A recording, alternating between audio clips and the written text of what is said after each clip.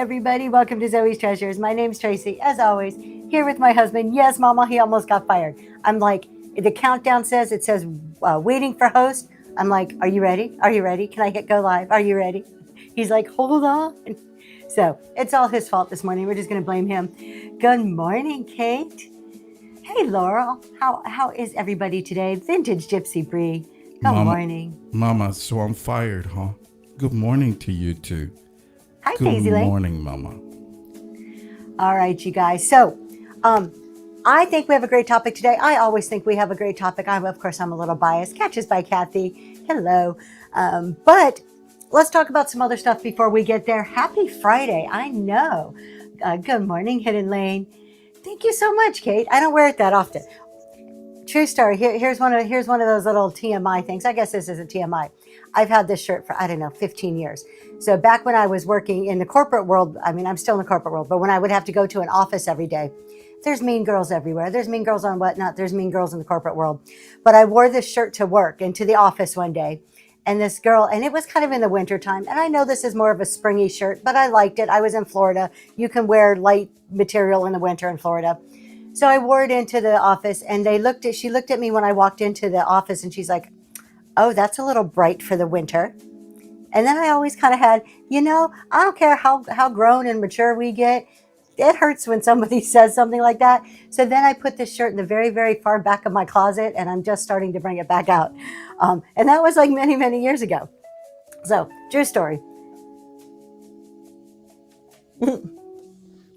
I love that, Mama. I wish I could have comebacks that fast. I do not think that fast on my feet, unfortunately. Yeah, someone needs to bring some color to winter. So, you guys, did you get your points? Did you get your whatnot points? I woke up yesterday. I finally have points. I did. Yes, I got points yesterday. I played with it for a little bit. I think my Noelle's like, I hate it. You guys got it too. So they must have done like the mass rollout finally. I don't really have an opinion though. Like it was fun. It was cool. Like it doesn't bother me. From a selling perspective, yes. Can you have some giveaways? You want me to do a giveaway? I'll do some giveaways. Let's run a giveaway. Do we get points for giveaways? Hold on. I got to pop this. I got to pop all these things out of my screen. They put so much on our screen. I can't see anymore.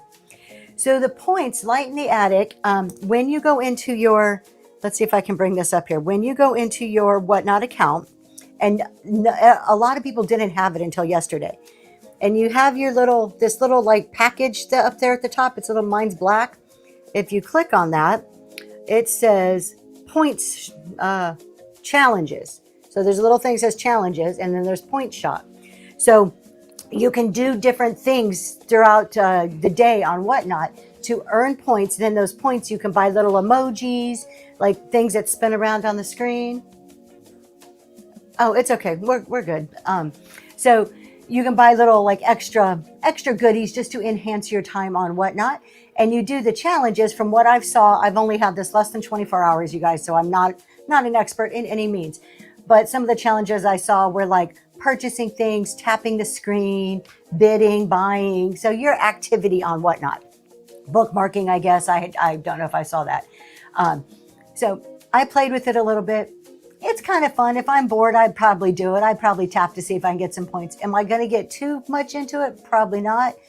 The only side I do not like from a selling perspective, I did notice when I was in people's shows, top left on my phone is now another icon that's taking up real estate that, is blocking what people are showing a little bit. So that's a downside. Other than that, that's a little fun component. If if that's your thing, cool. Thank you. I love discounts. Life is too short. Thank you. Thank you, Mama. I appreciate that. So Some Kind of Southern says, one of my challenges today is to save 3 shows. Thank you. And look, they're going to pick 3 people. I love that it encourages that. So I did find something out about bookmarks on the new Whatnot Sellers shows that they've been doing. So we'll talk about that really quick. The screen does get a little cluttered, Southern Charm. That was my like, just don't like that part of it. But before we talk about bookmarks, I've got a question. Is everybody's challenges the same? Do we all have the same challenges every day? Or do the challenges change based on your behavior? Okay, so Noelle's saying all of our challenges are the same. So let's see. Does everybody? We're gonna test this theory out. Let's see what one of my challenges. Besides the daily check-in, watch any shows for 10 minutes or more. Is that a challenge that all of you have today? And save 3 shows. So we're all the same. We all get the same challenges. Okay. Hey, if it gets people to bookmark shows, I'm go for it. I'm not against it. You have a watch. Yeah, I have watched 10 minutes, 3 shows, at least 10 minutes of 3 shows. So what I learned on Whatnot Sellers the other day, and then somebody actually messaged it to me too, because it was kind of a follow-up to a prior, something we had talked about, is the bookmarks. I've never been like, oh, you got to bookmark all the shows. I would rather, good morning to Glass Granny. I would rather do a call to action of, hey, come to my next show. It's great that you bookmark, but I want you in the next show. However, bookmarks, if you have 100, doesn't mean 100 people are going to show up. Usually about a third of what bookmarks is kind of what it translates to, is that the actual people that show up to your show. But for the people that bookmark you, your show will be put higher up on their For You page. So if I bookmark the Glass Granny, when the Glass Granny is on, that show will be higher in my For You page. So I did not realize that the bookmarks actually helped raise it in those people's For You page, which is great. So bookmarking, there is then some importance on it. Now, that's the people who actually have been made aware of you, have taken the time to bookmark. It's not random people that you're trying to attract, but it's a good thing. So that's just something I learned, and I thought it was interesting. Have you guys been checking out the Whatnot Sellers, not podcast, shows that they're doing in the evenings now? They're doing them 3 days a week. On the last show, they said they have them scheduled at least through the month of August. Who's seen these shows? Who's been into these shows? They're not super, super popular yet. I'm only seeing, 200 to 300 people in these shows. They're great. They're pretty good. They should have. So if you guys don't know, and this information is not official, Whatnot printed. I heard this information from Community Host. If there is somebody who was a community host here at all, please, maybe you can confirm or deny this. But I have heard about 3 community hosts now say that they have disbanded the community host. Look at that. Ask and you shall receive. I love this. Congratulations. So I know that was so rigged, wasn't it? Oh, and it was for CEO affirmation cards. That's what my giveaways are always for, unless I say otherwise. I'm supposed to disclose that to be proper with terms of service. So the community host program has been disbanded. There are no longer what Whatnot considers community host. In the place, as soon as they disbanded the community host, their Whatnot shows popped up, these seller support shows that they're doing 3 times a week. They're informative. I feel they're a little basic. I also feel that they're very, very, very much controlling the narrative, which that's their right to do. It's their company. I don't know why. Anything that I say is why is purely my speculation on why. I would assume, and here's my assumption. Again, no, this is not fact. What do you think they're missing? I think they're missing the meat of stuff. They're going to, and I'll get back to that. Let me talk about why I think community hosts have gone away.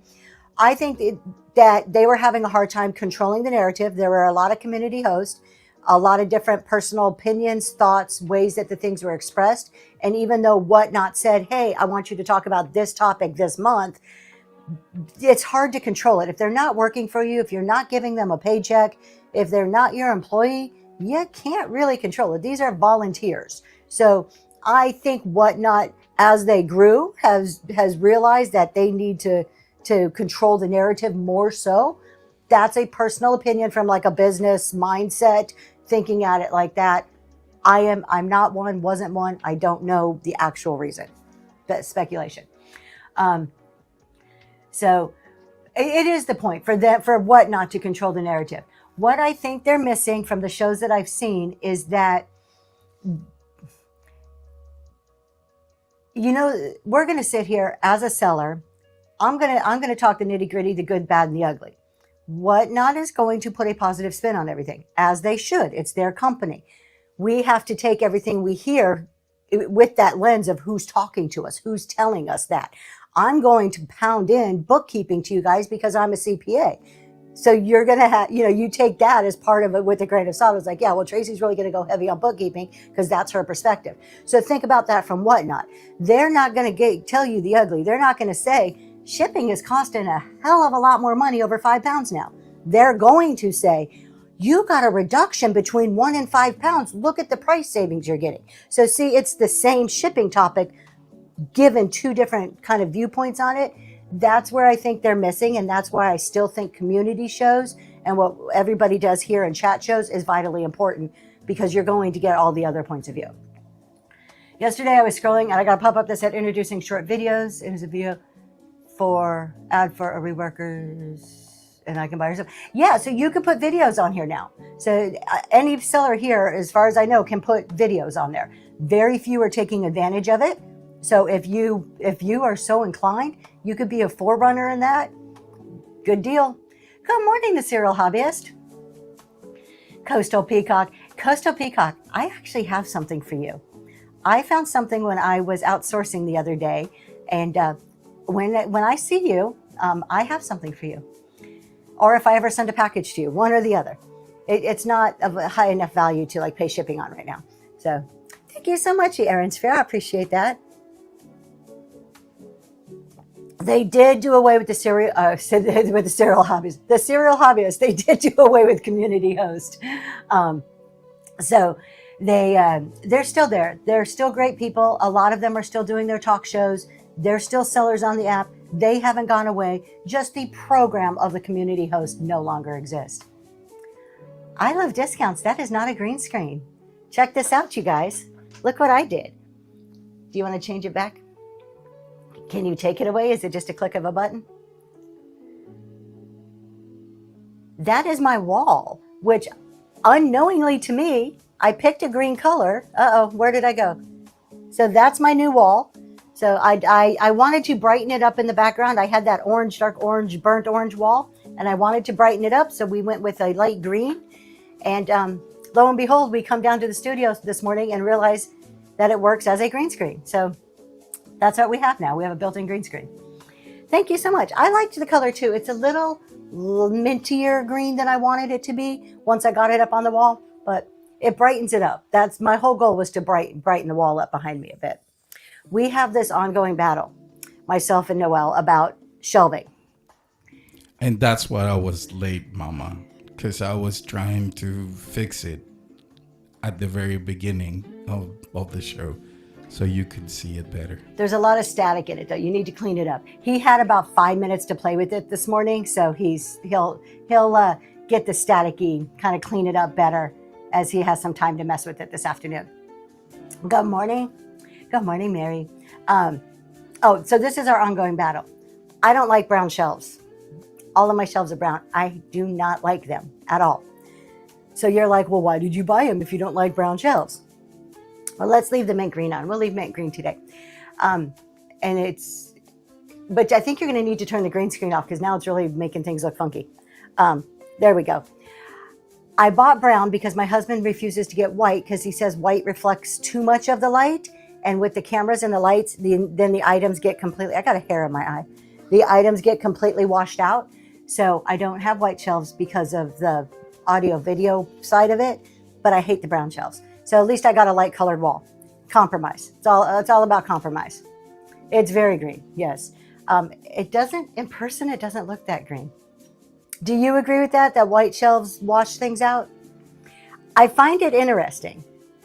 I find this very interesting because let's talk. House of Coop has white shelves. They have a gorgeous backdrop. Their backdrop is very beautiful.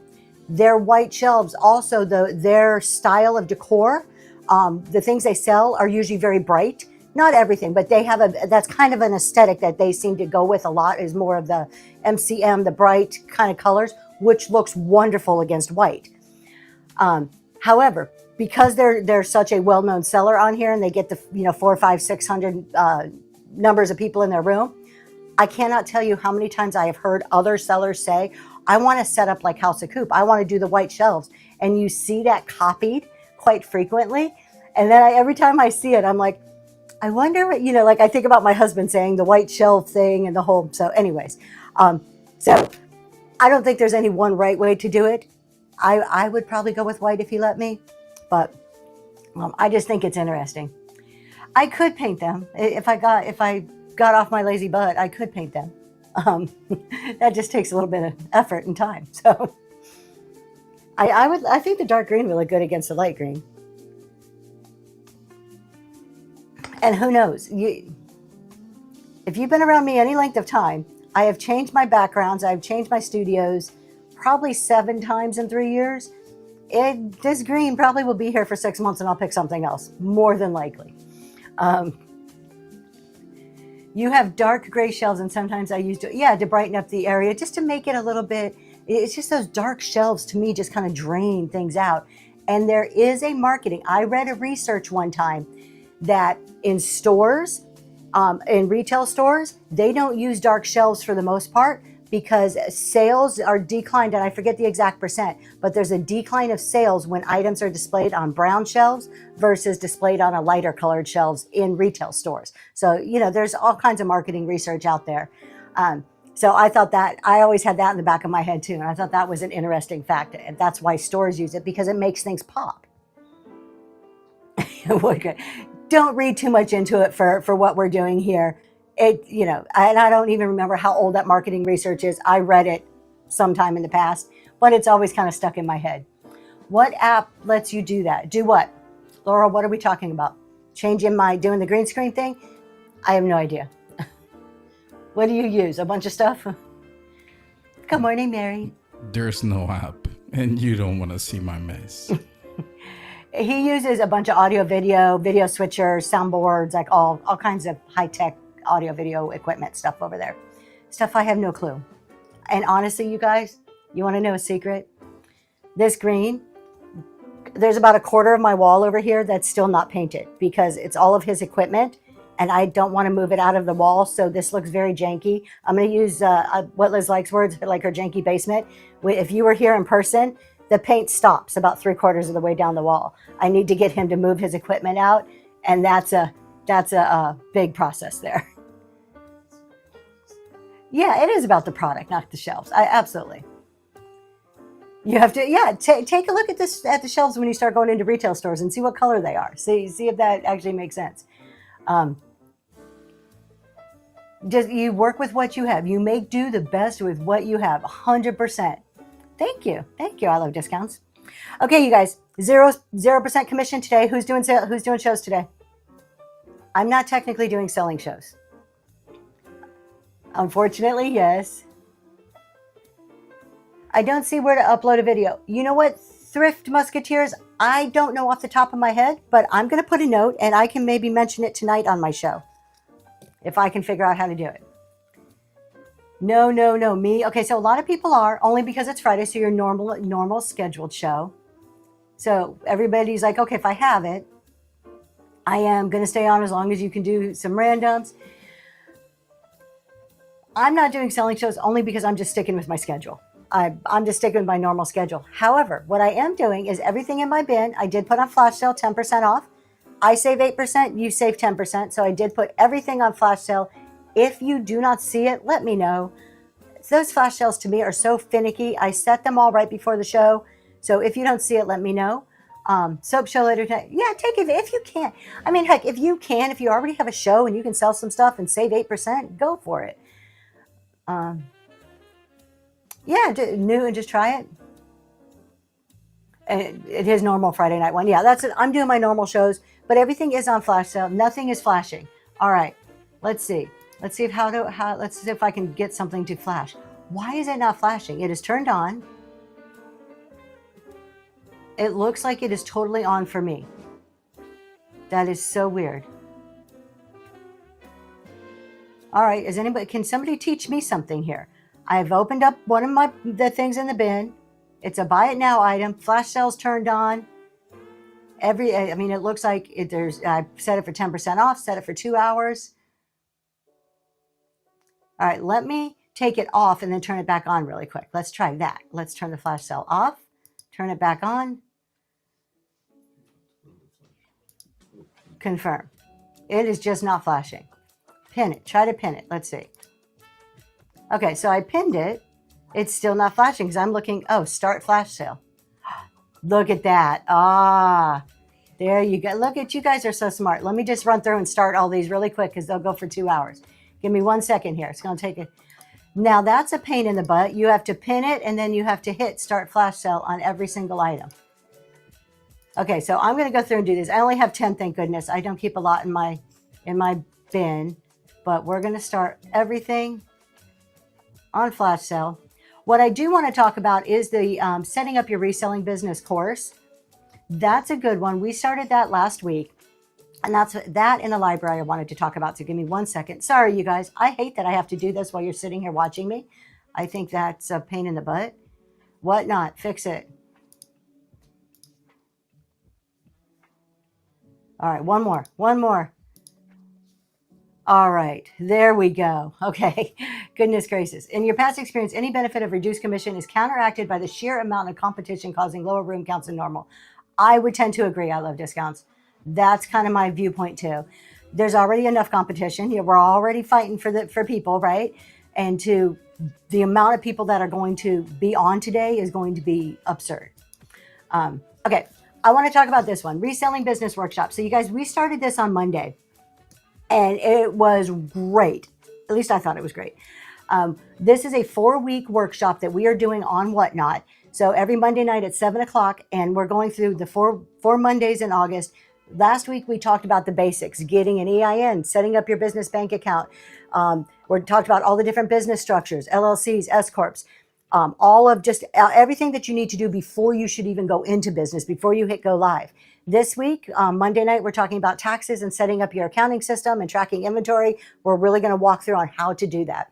Then the last 2 weeks, we're talking about your first show and your second and third shows and the mechanics and everything else about it. What we have done, you can come on Monday nights. I answer any questions. We're on for an hour and a half, 2 hours, as long as necessary. Answer any questions. That's free. And then all of the shows, supplemental materials. So what's down here right now for purchase, that is the workshop. You will get unlimited access to all 4 Whatnot shows for a lifetime. You get templates, checklists, you get all the show notes. So everything in that workshop, so everything that we present, you get access to forever. So that's what we're selling there. It worked great on Monday night. I'm really looking forward to doing it again this Monday night, but that's something new. And then the other thing that I don't talk about that often is this one. And this is our live seller library. And this is all guides. This is access forever. It is in a Dropbox. We have over 31 PDFs, guides, Excel templates, and the show notes from this show and the tax show tonight, typed up show notes. They all go in there every single week. We started that 2 weeks ago. So you get detailed, everything I talk about, exactly how I talk about it to you, access to all of that forever. And that's in there. So the library is a good deal because it's not just what's there, it's whatever I add in the future too. You just get access to it moving forward. So those are the 2 biggies that are in the bin. On Monday workshops, is there tax? There is. So Miranda, I'll always answer any questions on tax during the shows, but specifically this Monday is the tax and accounting, the week we're digging heavy into, hey, I'm setting up my reselling business. What do I need to know about accounting? What do I need to know about inventory? And what do I need to know about taxes going into this so that I can be prepared from the get-go? And the workshop isn't just if you're new. It's still if you've been around for a while and maybe you just thought, oh, I'm going to just try this out.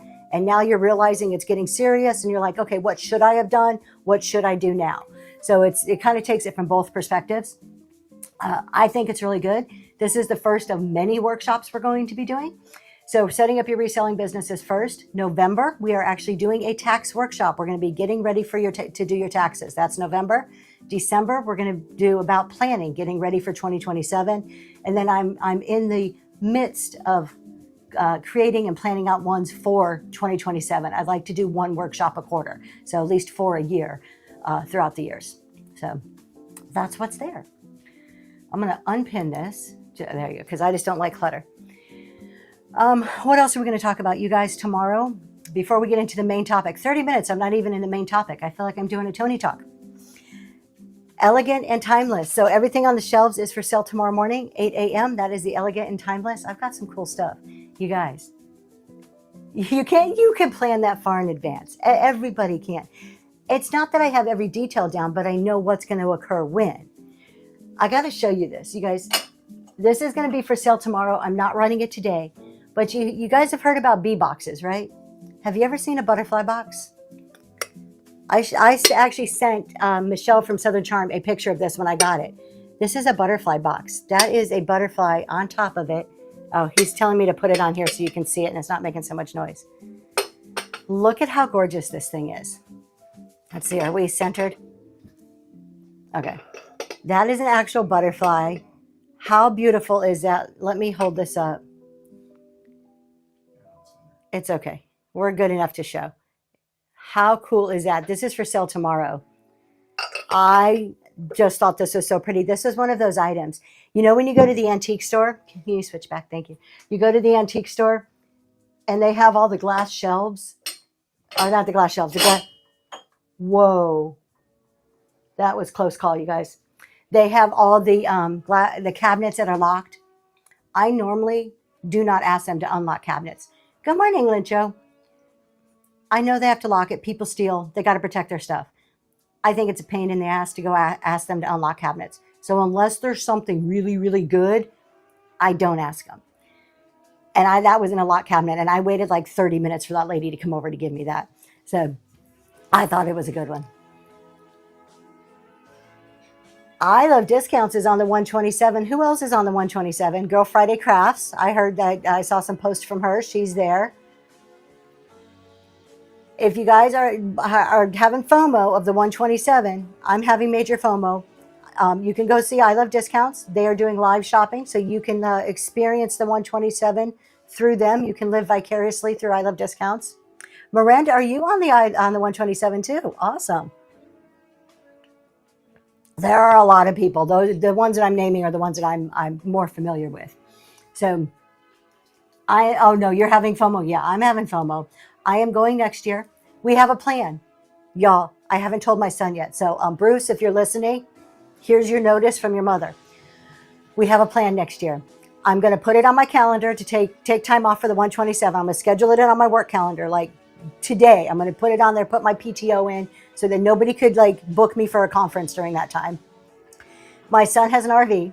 We're going to load up the RV and we're going to drive to the 127 and we'll have a place to stay and a place to stay in the RV, and we can store all our goodies in the RV. So I'm going to have my son, me and him are going to do a road trip, and we're going to do the 127 next year. This is the plan. That I'm going to pay more on gas because driving from Pennsylvania, but I think it'll offset the hotel and we have the place to stay and we can cook, and I think it'll make it easy.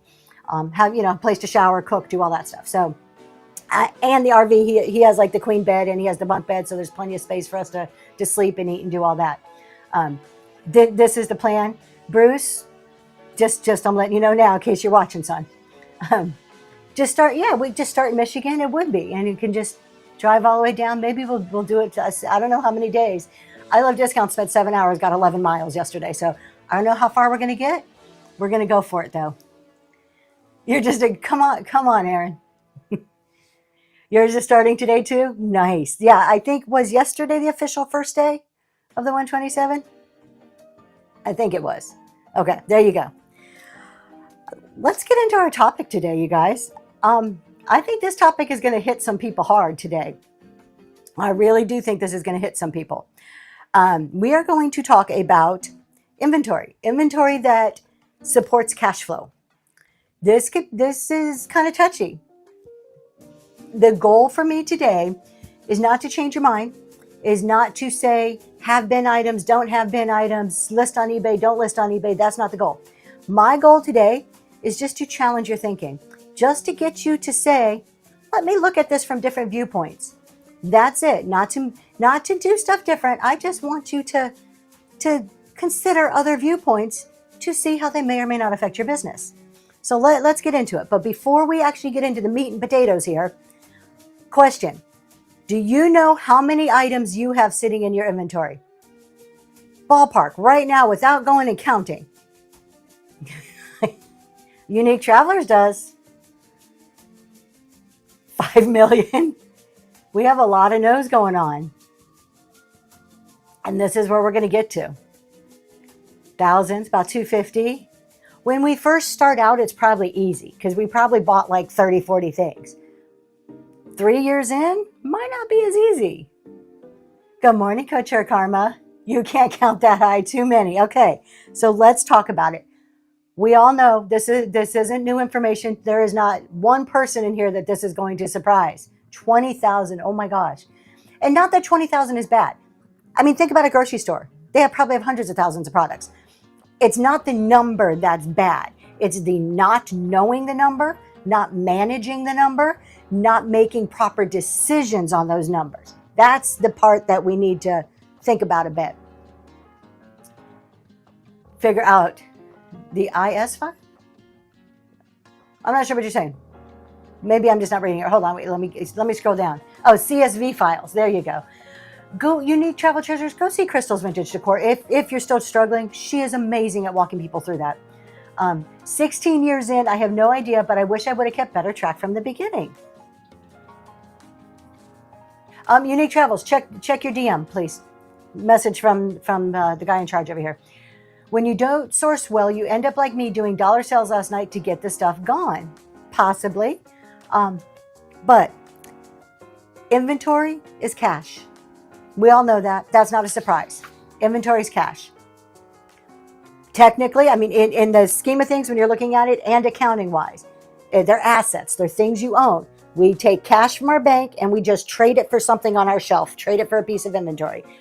So we have to think about inventory as cash. And this is where most of us fall short.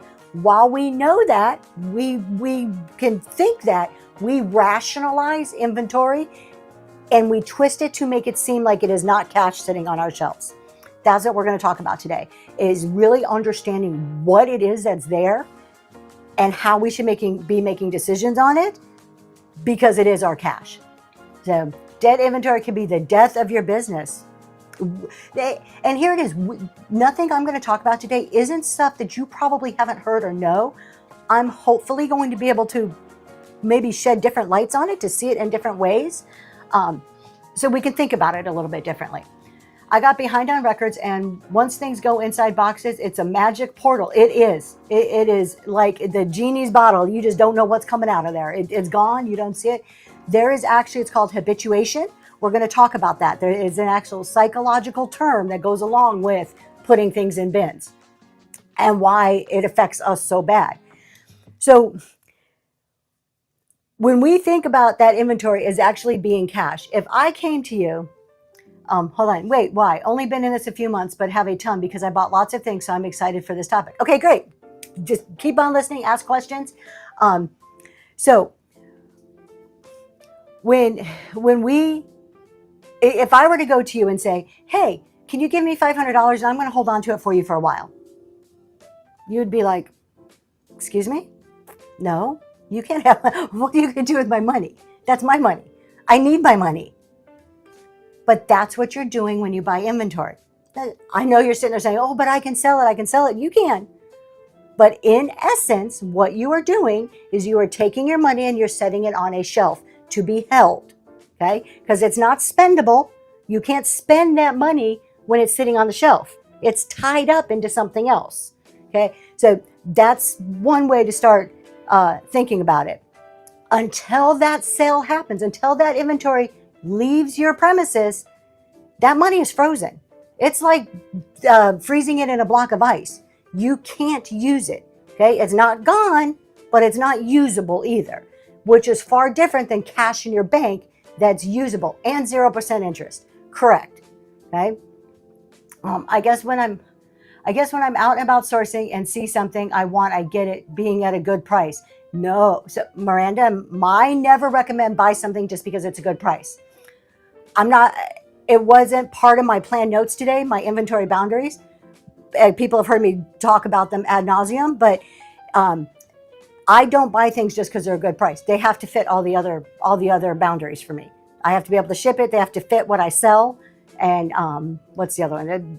Fit what I sell and reasonably expect to make a profit off of it. So thank you, Vintage Gypsy Bree. If it fits within your theme, and this is the way I do it, that doesn't mean it's the way you have to do it. I don't buy stuff just because it's cheap. I sell vintage decor. I'm not going to buy sports cards because they're cheap and I know I can flip them. And this is what we as resellers do. How many of you go to a thrift store, antique store, flea market, whatever, estate sale, you see something that's outside of your lane of what you normally sell, but you know there's a market for it, you know you can flip it, so you're going to buy and sell it, even though it's outside of your lane. So you bring something that's outside of your lane, for me, let's say a contemporary piece of decor, something that's not vintage, because I know people like it. A Photolab printer, yep. Hold on. He's interrupting me again. I don't see it, my love. I'm sorry. I'm not seeing. Okay. He's telling me I missed a comment that I have to read, so now I have to stop and find it. Honey, it's down at the bottom. I do not see the comment. He tries me and saying he does this, y'all. He's over and he's like, you missed this comment, and he's putting the person's name, telling me the person's name. So I'm sitting here searching while I'm trying to talk. Thank you, Faye West. Thank you very much. We just did it yesterday. Thank you. And then now I'm distracted. I know, Southern Charm. Just read the comment. Just announce it. Anyways, let me figure back where I was. I can get a piece of contemporary decor and bring it to a vintage show. It's not going to sell as high. It's not going to sell as good. And my people are going to be saying, why is Tracy bringing contemporary decor to a vintage show? Just because it's cheap doesn't mean we need to buy it and try to sell it. Yes, says vintage. Y'all, if you just keep telling him that, because I've been telling him that for like a year now, maybe he'll listen to you and not me. Okay, so cash, your inventory is cash sitting on a shelf. We established that point. What a lot of us tend to miss is that buying isn't the finish line. I want to see if you guys relate to this. I know I have it as a reseller here. We get a dopamine hit when we buy something. Part of why we resell is because most of us enjoy the hunt. Most of us enjoy finding that item and getting excited to bring it to a show. That's dopamine for a lot of us. For some of us I have we love to shop, and this is our outlet without going into massive debt and death piles. Our outlet is to be able to, okay, I can do the shopping as long as I'm selling, right? Did that a couple years ago, inexpensive finds, and I'm still sitting on a lot of it. There you go. That's what happens. That's the exact reason I don't buy it, just because it's cheap. So we get this dopamine hit. We see something for $10 and instantly what do? We see something and we're like, oh, that's $10. I can make 40 off of that. So our mind goes from the $10 we pay instantly to the money we can make. Did you guys do that? I know a lot of you are relating to this, that when you see something, you'll see the price, but the next thought is how much money I can make off of that. That's by nature and what we do, okay? So we buy an item, we buy a $10 item thinking we can make 40 or thinking we can make 30, sell it for 40. Oh, I'm going to make $30 on this item. But you haven't. You've just spent $10. That dopamine feels good. When we walk out of that store, we have not made any money at that point in time. We've spent $10 to put on a shelf. We're not making the money. The potential $30 doesn't exist till we find a buyer, we make the sale, we absorb the selling cost, we package it up, and we send it out the door. Then we get that profit. But until then, it's money sitting on a shelf. Why this is so important is we tend to make our decisions based on the future profit, not on the actuality of the money sitting on the shelf. Our minds are too far into the profit and into the future than it is what's actually happening today with that item holding our money. That's where I want this shift in the perspective to come. It's still I've been thinking about this all week. That's why I did the sale last night. I want to change your thinking when you buy. 100%. It starts when we buy, and then once we buy, it starts with how we manage that inventory after the buy. I'm not telling you to go garage selling. I'm actually going to an estate sale, so I'm not saying don't go. I'm saying just just take a minute to take a different perspective to see if that may make sense to change how you look at things or not. I am not going to say, oh, you have to do this or don't do this. I'm going to tell you what I think. I'm going to try to challenge your thinking. because that's what we should all do. As business owners, we should step outside of the box and challenge our norms, challenge the way we would typically see something, to see if we can do it different or better or more unique or whatever the case may be to improve our business. Absolutely different perspectives. So instead of saying, when you're sourcing, instead of saying, can I make money on this? Let's put that question aside and say, how quickly can I reasonably turn this back into cash? See the difference there? Can I make money on this? Takes it from sitting on a shelf to someday it will sell, to how quickly can I go from cash, inventory, cash, not cash, inventory. I want to move to that next thing, to cash. How fast can I turn that over? But what about when things are selling, when you buy it? Hold on. But what about when things are selling, but when you buy it, you get, it happens. Those are the trends. We see that a lot when we chase trends. But Butter Pats for me, they were going, then they crashed. Now they're starting to come back up. For a while, I couldn't get a good bid on a Butter Pat to save my life. And now they're starting to come back up. They come and go. And we also have to consider some things sell better for other people. Some people can get on here and sell pottery till they're all day long, till they're blue in the face. For me, I can sell pottery hit or miss. I can't do a whole show. I used to try. I failed miserably trying to do full shows of pottery. Other people, it works for them. So some of it's that experience. The people in your room, you're knowing your audience. You can't find there. It's so weird. I was watching a show the other day. They were talking about Butter Pats. It was a really interesting show. It was a very educational show. It was on Whatnot. Eightfold Haven was doing it, talking with somebody else. And for the life of me, I cannot remember the lady's name. She was super sweet. But it was more of an educational, like talking about the history and stuff. I really liked it. It was a chat show. Okay. Anyways, side note. When you spend, let's just say you go sourcing today, you're going to go to the estate sales today.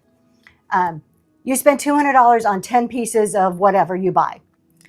Now you have $200 less in your bank account, and you have 10 items that you need to sell. You can sell, a lot of those, but if you have 5 of them sitting on your shelf 6 months from now, half of that money is still sitting there. So you still have $100 sitting on your shelf 6 months from now. Eightfold, can you take Eightfold Haven? He was talking about Butter Pats, but he's a great vintage decor seller. He does a lot of glass, super smart about glass, really, really smart about different types of glass. The Aaron Sphere says, I'm selling out most of my shows. I can't source fast enough. I've gone into debt have not gone into debt considering a credit card. Aaron, I'm with you. My problem now is sourcing enough stuff. We'll tag Eightfold Haven for you. Another name earlier. Who did I name earlier? If anybody remembers who I named earlier, I don't remember who I said. Probably House of Coop. I was talking about House of Coop in their shelves, but I don't know who else. If I remember, we'll tag them. Sorry. I'll throw names out there as examples all the time, only in good ways. I don't name in bad ways. I want you to think of your inventory like a savings account.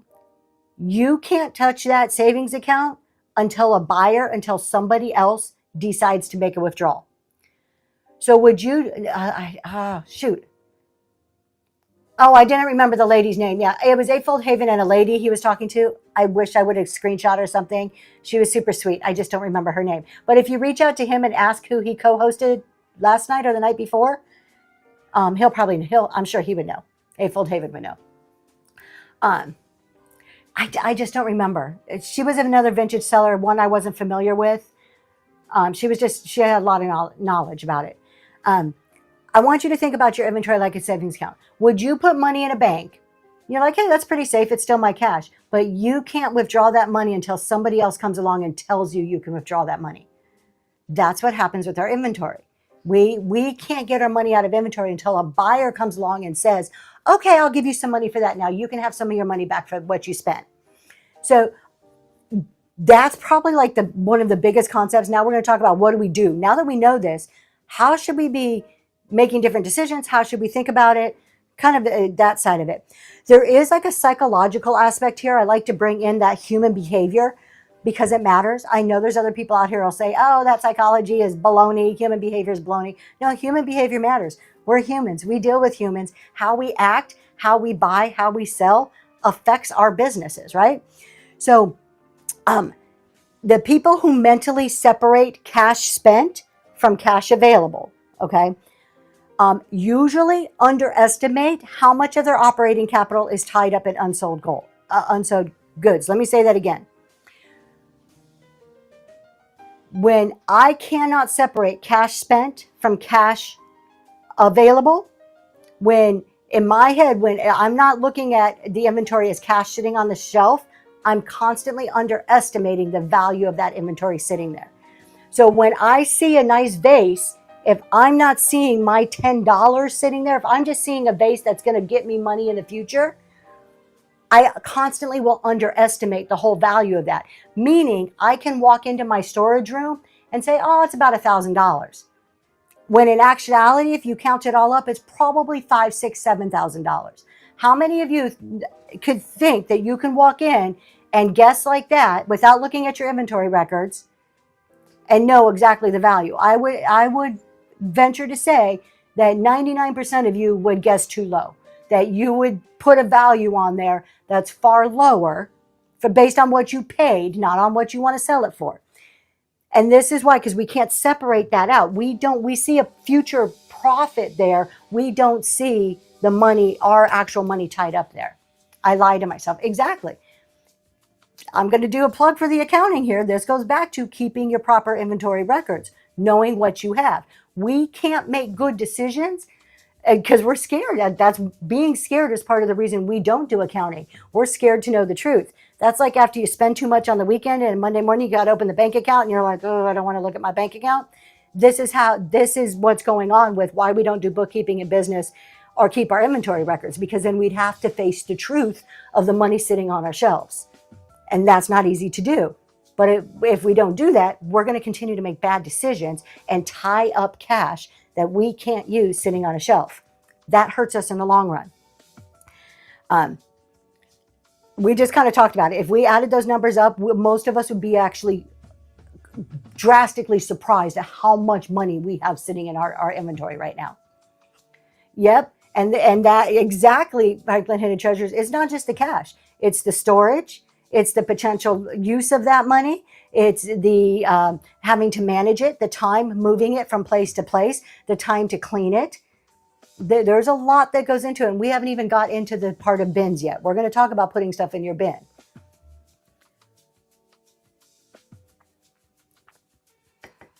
I want to ask you, and you don't have to put numbers out here. I'm not asking for personal information. Have you ever been low on money to source, but still had a room full of inventory? I've been there. I admit to it. We're going to talk about unique travelers. Don't go nowhere. We're going to talk about putting stuff in the bin, and we're almost there. So think about that. We don't have money to source. We can be low in our bank accounts, low in our budgets for sourcing, and have all that money sitting on those shelves. All those dollars tied up on the shelves, and we're still looking to buy more. And we don't have the money because we moved the money from the bank to the shelf. Even though it's a busy as one, I try to move inventory. Moving the inventory is key. We're going to get about inventory turnover and moving there. So the first thing that we need to focus on, the very first thing that we even need to consider, is awareness. Awareness prevents that stagnation of the inventory. We all just said we'd probably be surprised about how much we have sitting there. I kind of expected that. I expected all of us to be on the same page with that. You can't fix what you can't see. Since most of us don't have a full picture of what our inventory is, what's sitting there, we need to have an awareness. We need to go and be aware of how much money we have sitting on a shelf, how many items, what their use is, how long they've been sitting there for. We need to make ourselves aware. This goes back to the proper inventory management, inventory tracking, and doing proper inventory counts, which sounds like a lot and it sounds very corporate, but going through on a periodic basis and taking stock of what you have in your inventory. We don't do that. We don't do that because of that habituation that we talked about earlier. We're going to define that, but habituation is when it's a psychological concept of that stimuli that we see our experience over and over again, we tend to be desensitized to. Think about living next to train tracks. When you first move next to a train track, You hear this train roaring through and you're like, oh my God, it's a train. And it's loud and stuff. Once you've been there a few months, that train is background noise. The same thing happens with our inventory. We put something on a shelf and maybe we see it the first 3 or 4 times we walk through the room. But by the 30th time, that's just an item on the shelf. By the 300th time, our eyes don't even register that item anymore. It's sitting on the shelf. That's habituation. That's where inventory goes to die. That's where we get our death piles. Okay, we all do it. That's when habituation is putting something in a box, and you have this crate or you have this big tub, and you're going to be like, okay, I'm going to take pictures. I'm going to list this, or I'm going to put this in my next show, whatever it is. And then the box gets moved to the corner. And that box sits in the corner, and we start to tune the box out because we walk by it over and over and over again. Same thing happens with dirty clothes sitting in a hamper or whatever. It's a common problem in everyday life. It's called habituation, and it kills us as resellers. It is one of the biggest things that can hurt us with our inventory. Miranda, so do I need to do an inventory count and write down what I paid for each?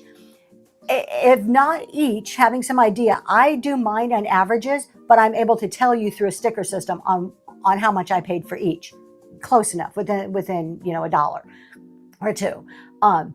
You should have an idea on every single item, some idea of what that cost you. Now, your inventory accounting does not have to be itemized item by item. And if it's not even an item, if it's a box of stuff, if you bought a lot, this whole box cost me $100. That's close enough. Having some idea. We do not. Well, we kind of do. My husband monitors that. Sorry, I got a red chat. I was answering you guys. I messed up selling a big item for too little and had to pay for the box. Yep, the shipping thing. There's a learning curve going on right now with that. If you have time, there's a spot inside the inventory tab. You can actually put what you bought the item for to help. You can. So I'm not a fan of that on Whatnot, but it is there and it is useful. If you're not using any other system, that's better than not using a system. So there is a spot built in that you can use. I'm bundling. It's costing a lot of people money. Yeah, just be careful on the shipping. Maybe we could touch on that at the end because there's a lot of lessons learned in this last week on shipping. But stagnation, think about this. Stagnation isn't a marketing problem. It isn't a buying problem. Stagnation is a visibility problem. Our inventory stagnates because it becomes invisible to us, either through habituation because we just start tuning it out, or because we put it in boxes and we think we're going to get to it later. We'll get to it. We'll get to it. We never get to it. Those boxes pile up and up and up and up. Okay. So if I were to ask you, I asked you how many items or how many dollars, we were like, don't ask me that. But if I said this, can you tell me generally what you have in inventory? That's an easy question. I bet most of you for vintage, you can say, oh, I have some glass, I have some brass, I have a few pieces of pottery. So most of you can generally tell me what you have. Maybe not the exact number or dollar, but generally, right? We know that. Let's change those questions. Instead of saying, I can tell you generally what I have, do you know exactly what you have? Do you know what you paid for it? Here's the big one. Do you know how long you have had it? You can tell me generally. Can you tell me how long you have had those items? Truthfully. Because in my head, I'm thinking 3 months, and it's probably sat on my shelf for 8 months. I've logged all my stuff out and away, but moved it but in a different room. Realized you forgot some of them. Okay. Why how long you've had something is so important is, I'm going to give you an example, and we're going to talk about bins. I had my second show yesterday. One buyer bought 8 items, which I was thankful Whatnot split her. Oh, that was really good. Yeah. Sometimes Whatnot system actually isn't so bad. It's understanding how to use it properly. When you start asking yourself exactly what do you have, what did I pay for it, and how long have I had it, those 3 questions together is where the inventory starts getting fuzzy, because you can generally describe it, but can you dig into the details? This is where that stagnation happens. This is where inventory starts sitting and costing us money. Okay, this is the line. This is the tipping point where we start to get in trouble with our inventory. Stagnant inventory that's been sitting on a shelf, doesn't announce itself. There's no alarm that says, Tracy, I've been sitting here for 60 days, do something with me. It doesn't happen. It doesn't say, this lights don't flash. Congratulations, you've had that vase for 183 days. Way to go. There's nothing telling me. It's up to me to make sure that I know how long this stuff has been sitting there. But again, I go back to the natural behaviors of habituation. It's easy to forget it. So unless we're putting processes in place to monitor and actually think about it, until we make ourselves stop and think about it, and most of us don't. Most of us don't on a regular basis, and I'm talking every couple of months, stop and really look at your inventory, all your inventory, and start making decisions on what in the heck am I going to do with this? Because if I bought this 2 months ago, why in the heck is my cash still sitting there 60 days later? Because if you want your cash just to sit and do nothing for 60 days, I'm here. Give it to me. I'll take it. Yeah, I'll give you my address. You can send it to me. I'll hold on to it. I'll invest in it and make some money. And then 60 days later, I'll give it back to you. That's what we're doing with stagnant inventory sitting on our shelves. So we just get used to seeing it. Eventually, it stops registering as inventory. Our minds just stop considering it as future profit. That's when we need to make decisions. This is where decisions takes our inventory into business assets and not just scenery in our house. Okay? We don't just want scenery. We don't want things looking pretty on our shelves. We want money. Some of the boxes are still from your mom and you've had them for decades. My goodness. I need a warehouse with open shelves for 1 month just to get things started. Mary, there is something to be said for that. I had to go to a completely open shelf system because of this problem. I cannot use bins. I am terrible with bins. It will sit. I will forget about it. I don't want to dig in the bin. I don't want to take the time to dig things out. I know myself, and in my inventory management, one of my weaknesses is bins. If I can't see it, I'm not managing it, and it will sit there forever and ever and ever. Lori, good morning. So part of this, and it wasn't even in my notes, and I'm glad you said it, is understanding yourself to put the proper system in place. If you're like me and you have to see it to manage it, set your system up that way. Make it so that you can manage it. I can never say this word, familiarity that you get with your inventory is a business, it can hide business problems. So this is where we talked about that habituation, that we see it all the time and we start skipping it, right? When you become aware of it, more space is not the solution, correct? More space. Organizing it in a way that you can see it and manage it's the solution, not necessary more space. 100% agree with that. Awareness forces you to make a decision. So once we put it out there, once we organize it in a way that we are now conscious of it, we're not ignoring it anymore. We're not shoving it in bins that we can't see or piling it under stuff that we can't see or just not acknowledging that it exists. Now we have to make a decision about it. Now we move into the spot of making a decision about it. This is where I think inventory is not just a record keeping thing. It's about decisions. It's not just about your books and your accounting. That's important. I'll never underestimate the value of that. But that's not the end all be all. It's about making decisions to improve your cash flow. Go back to what I said at the beginning. It goes from your bank to your shelf, back to your bank. The problem is right here. We stop at the shelf and there's this big barrier. A lot of us can't go from getting it off our shelves to money back in our bank. That's a cash flow problem. That's a cash flow problem. That's what we need to fix. That's why we make decisions on our inventory to improve that cash flow. So we should be stopping on a regular basis, and regular may look different to each of us, 30 days, 60 days, 90 days, and take account of your inventory. Look at all the inventory. What am I going to do with this? Am I going to put it in a show? Am I going to present it in a different way? Am I going to bundle this? Am I going to list it? Am I going to take it out of being listed and donate it because it's not serving me well anymore? Am I going to discount it? What am I going to do with this item because it's sitting on my shelf is not doing anything for me? Sitting on my shelf is costing me versus doing something with it. Now, if it sits for a week, 2 weeks, no big deal. If it starts sitting for 2 or 3 months, depending on the item and depending on your business model, that could be an issue. So taking stock allows us to like physically stop, make a decision on what we're going to do. We get paralyzed. We don't want to make those decisions. Why don't we want to make those decisions? Because our brains are too caught up in the future profit. If I look at something, let's go back to our example from the beginning. When I buy a $10 item that I think I can sell for 40, that's 30 in my pocket, right? So if I'm looking at that item that's been sitting on my shelf, I spent $10 for, it's been sitting there for 90 days. I look at it and say, oh, I can sell that for 40. I can sell that for 40. I'm paralyzed in the thought of what I could be getting for it. But it's been 90 days. Are you getting that? Is the reality that when you bought it the same reality 90 days later? Can you still get that money for it today? Because it hasn't happened in 90 days. You were so sure when you bought it that you were going to get that money for it.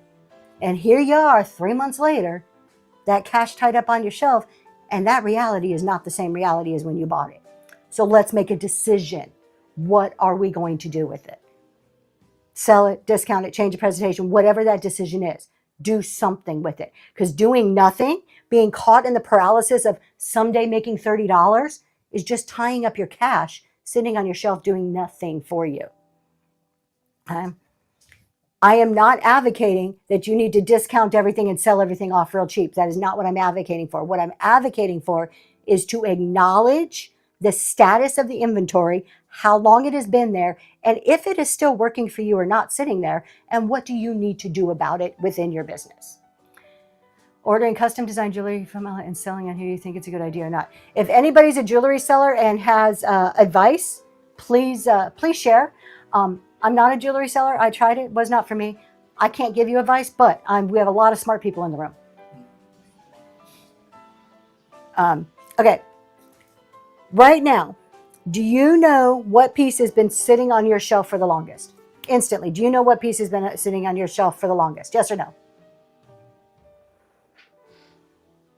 We have some yeses. There may be a piece or two that like sticks out to us that we're like, oh, this is worth so much money. Again, I can sell it. A few are pieces. Now, as we start to grow, it's in a box. There you go. As we start to grow and we get more pieces and more time goes by and more time goes by, can you imagine that it's harder to know what piece has been sitting there the longest? Or pieces and how long they've been sitting there? That's where this starts. That it just happens. It's not like we buy something and we decide at the beginning, oh, I'm going to let this sit there. It sneaks up on us. It just happens. And we wake up one day and we have inventory that's been sitting there for months. It's unpacked box at the bottom of the death pile. 40 years building a dragon hoard. Daisy Lane, I just heard massively impressive things about your collection. I want to come see your collection. Yours became mine. Liz says mine became a 3 to 5 year basement full of stuff. And Liz, I'm sure Liz could relate to a lot of it. She just did a huge basement clean out where she did daily shows over and over and over to clean it all out. And it was like every box was a success. We're celebrating every box that got emptied. Oh, well, I've been here the longest. Thank you. I want you to think about this. In every other, I am older than him. I went for the younger man, y'all. Every other retail business, yours is home decor. Every other retail business, they know exactly what's on their shelves. Just a little bit, maybe Ranch and Finds. Unique Travelers, we'll talk about that. Every other business, they know exactly what's on their shelves. A grocery store, I love discounts. You ran a grocery store. You knew exactly what inventory was on your shelves, how long it had been sitting there, and you're rotating it and you're turning it over. You probably knew exactly how many days it took you from the time a little Debbie cake came in to the time it went out the door. There are averages. Our inventory turnover is what we call it. Every other business monitors this. They don't let things sit. Have you ever gone into a Target and had the exact same clothes a year later? No. After so many months, it's on the clearance rack and it's out the door. No other business accumulates something and lets it sit on the shelves and tying up cash. Why are we any different? Why are we any different? That was the biggest downfall to falling off the grocery store. There was a system. The last store manager didn't manage it. And then it bled into all the rest of the problems that happen. If you're managing your inventory in a retail store, it's constantly moving, constantly turning. They don't let their cash sit there tied up. It doesn't work for them. But yet we come to sites like this and we bring our eBay mentality and we say, well, I'll buy this and it'll sell someday. I've been guilty of it myself. I have said that so many times. Everything sells eventually. Eventually may be too far down the road to hold my cash. Eventually isn't good enough for me anymore. I have changed my mindset on that. Eventually is not going to cut it in my business.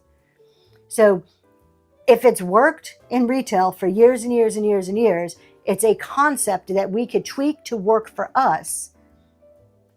Why are we keeping things sitting in our bin for months on end? Let's talk about the bin. Actually, I'm going to answer Unique Travel Treasures question, and then we're going to talk about the bin. Eventually doesn't pay your bills. Exactly. Eventually doesn't put that cash back in your bank. Eventually doesn't give you a profit. Eventually doesn't pay the taxes, doesn't pay your employees, doesn't pay the shipper that you need to grow. Eventually is not helping you. I thought having a dairy farm was difficult. This is insane. It is insane. There is so much more that goes into this business than just hitting go live. And that's my hill that I'm constantly preaching on. So real quick, a little diversion here, but Unique Travelers, how do you gain an audience? I'm going to give you my Cliff Notes version of that answer. Go live as often as you can, that you can manage, that you have the inventory to support, and that you can ship consistently. And think about the package. What experience are you bringing to your buyers? Do that over and over consistently. Be committed to it. Don't change it up all the time. Be disciplined about it and have integrity in your business, and your business will grow. I know that's very high level, and you can dig down into each one of those 4 things I just said. But when you apply those 4 cornerstones to your business, you will see growth and you will see change 100%. I can't guarantee how fast it's going to happen, but you will see that. So I used to think every piece found a home, but now I know some pieces are just homeless. There are, I love that, mamas. There are homeless. There is pieces of inventory that are meant to be homeless. Yes, not every piece is going to go to a buyer. And this is a stumbling block because we think these pieces are great. We wouldn't have bought it if we didn't think it was great. And we tend to internalize and think it's a failure on our part when something doesn't sell. No, you just made a bad decision. Make a good one now and move on. Let's fix the bad decision of buying it in the first place with a good decision. What do you mean by experience? What kind of things? Miranda, what did I say? I said something. Now you're asking me a question I don't know. Expand on that question. Oh, experience for the buyers. Okay. When I'm doing this show, when I'm doing a selling show, this isn't about me. Not about me whatsoever. It's about the experience my buyers are having. It's about the experience that people in the room are having. I should come to every show thinking about what experience are you having? Are you enjoying this? Are you kicked back with your drink and your feet up, relaxing, watching my show? Are we laughing? Are we joking?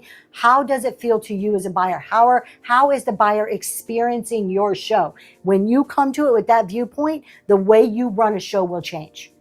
When you stop running it for you and you start running it for them, it becomes a completely different show.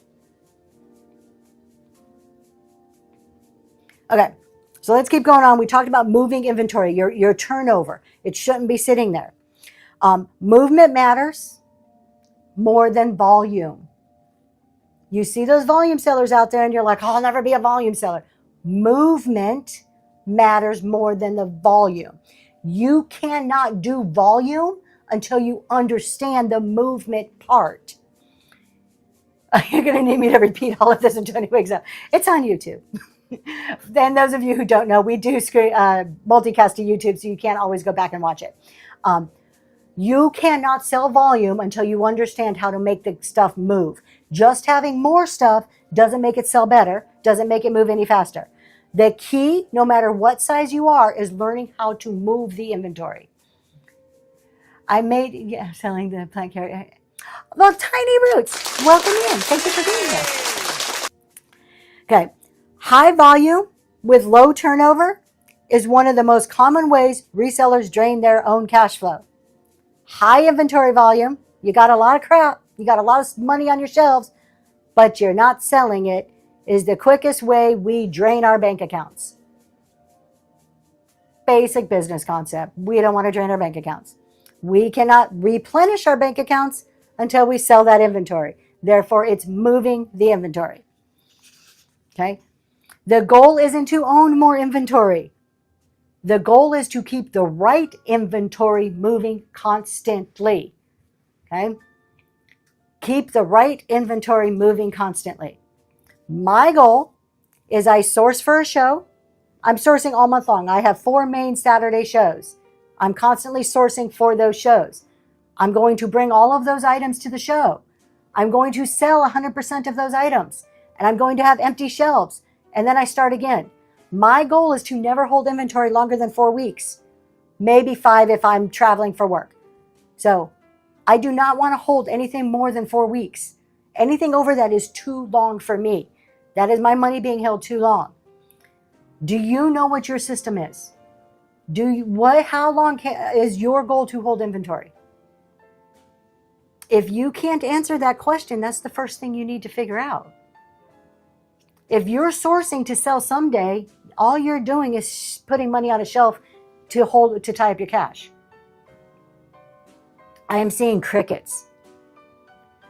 So when I ask you, how long is your goal to hold inventory for? And I hear nothing, that tells me that there's not a lot of people that know how long they want to hold their inventory for. Franklin Hidden Treasures, you're so welcome. Thank you for being here.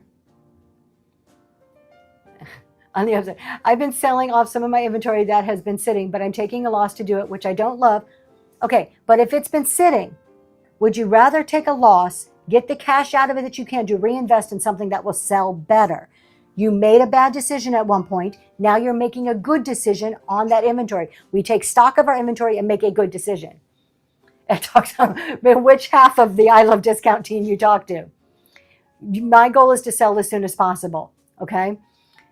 You should have a goal on how long that inventory is going to sit for. Because we just talked about you need to go through on a regular basis, whatever that regular means to you, 30, 60, 90 days, whatever it is. And the inventory that's sitting there for too long, make a decision on it. Well, how can you make a decision if you don't know what too long is? You need to define what too long is first before you get to the point of assessing it and making a decision if it's been there for too long. Trying to sell them Franklin Hidden Treasures, trying to sell them in a pair, nothing else, bundle the item. Bundle it, sell it in a pair, donate it, discount it. There are many things you can do with your inventory. When you make the decision that, okay, this has been here too long, I need to do something with it. I need to get it out the door to turn it back into cash or to just accept the loss on it that I have to accept. Something. So there's not one right decision. Put it in another show. Drop the price a little bit. Do it as a giveaway. Donate it. Bundle it with something. Like I said, pair it up. Think about all the ways. You have to make a decision on that inventory. If not, if you can't make that decision, then you might as well just leave your cash sitting on the shelf. I would challenge every single one of you to take $100 right now and go stick $100 on your shelf and look at it every single day, an actual $100 bill. How long would you be looking at that $100 bill before it starts grating on your nerves that there's a freaking $100 bill sitting there that you can't touch? That's what your inventory is. You've got to see it that way in order to make good decisions about it. There it is. Thank you. Our YouTube is same name. I've held and still hold thousands of inventory for over 10 years. That's 10 years of potential income sitting on a shelf. It hurts to put old inventory in a donate box. It does. I agree. But when it's gone, you see the space and you see that your inventory looks so much better. It frees up the mental clutter, the physical clutter, the emotional clutter. That is all tools that exist when you have all that inventory sitting there that is not selling. If it hasn't sold in the time frame that you feel is a realistic time for it to sell, then why do you think it's going to sell in the future? I love a good donate trip. There you go. Good morning, Gimme. Okay, I'm getting all riled up here. Let's keep going. As resellers, you're very welcome. As resellers, I think you may relate to this. One of the easiest ways to feel like our business is growing is to watch our inventory grow. Tell me, when you first started this journey on Whatnot, I'm assuming you didn't start with a hoard. When you first started reselling and you're like, wow, this is cool. I didn't know I can do this for a living. This is pretty awesome. And you have 20 or 30 things and you felt like this baby reseller just taking your first steps. And then you need to get a little more inventory. And as you watch those shelves fill up, you started feeling like you're a real business and your business is growing and you're getting serious, right? I felt that way.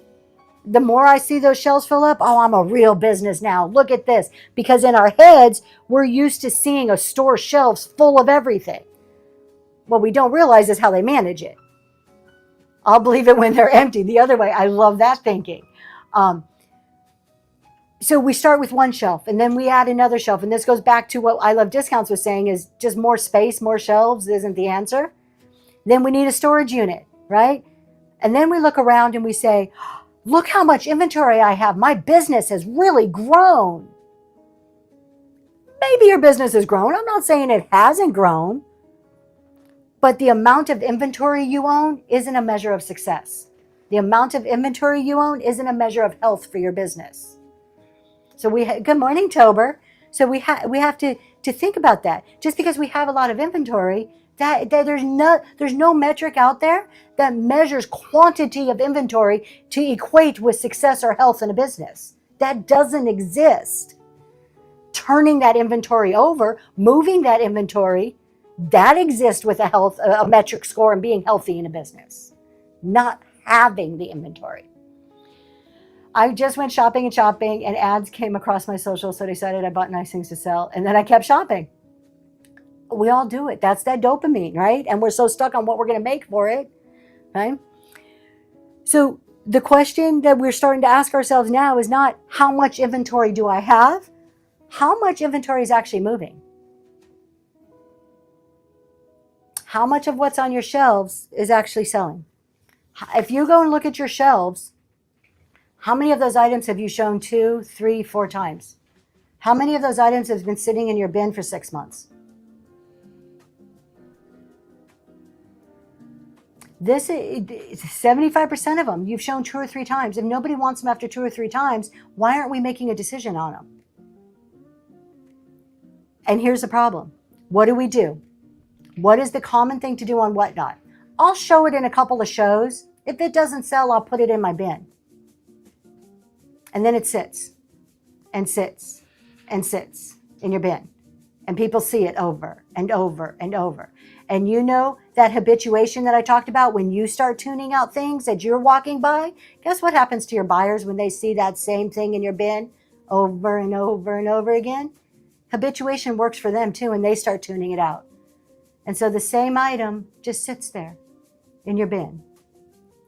And we as resellers walk by it on our shelves and we see potential profit and it's going to sell someday. Do you see the ironic kind of concept going on here? It doesn't make sense when you start getting into the nitty gritty of it. It doesn't make sense. Southern Charm, I don't bother putting items in my bin. Me neither. I am not advocating never put items in your bin. Do not take this as that. That's not what I'm advocating. I've chosen to go away from my bin because I am hell-bent on my 4-week inventory turnaround. Buy it now bin. Yes, sorry, I should clarify. It is so the buy it now, the bin, or your marketplace on Whatnot. Any of the static way to list an item on Whatnot outside of live selling it. So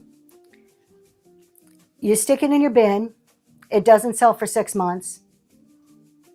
I just want to walk through this scenario because this is a common scenario that happens. I buy that $10 item. We're going to say I think I can make 40. I need to so worried about making mistakes, selling things off. Well, I'm Cherry Red Treasures. Thank you for being here. I have a storage shed full product I've had for 3 years. Just keep on paying. And you haven't opened in 3 years. And how much money have you paid to store those items, right? Okay, let's go back to our $10 item. We bought a $10 item that we think we can sell for $40, $30 profit.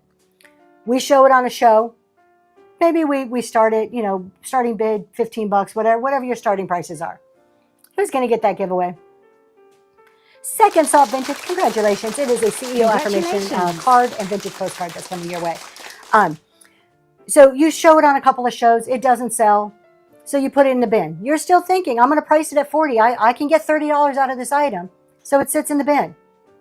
Sits in the bin. It sits there.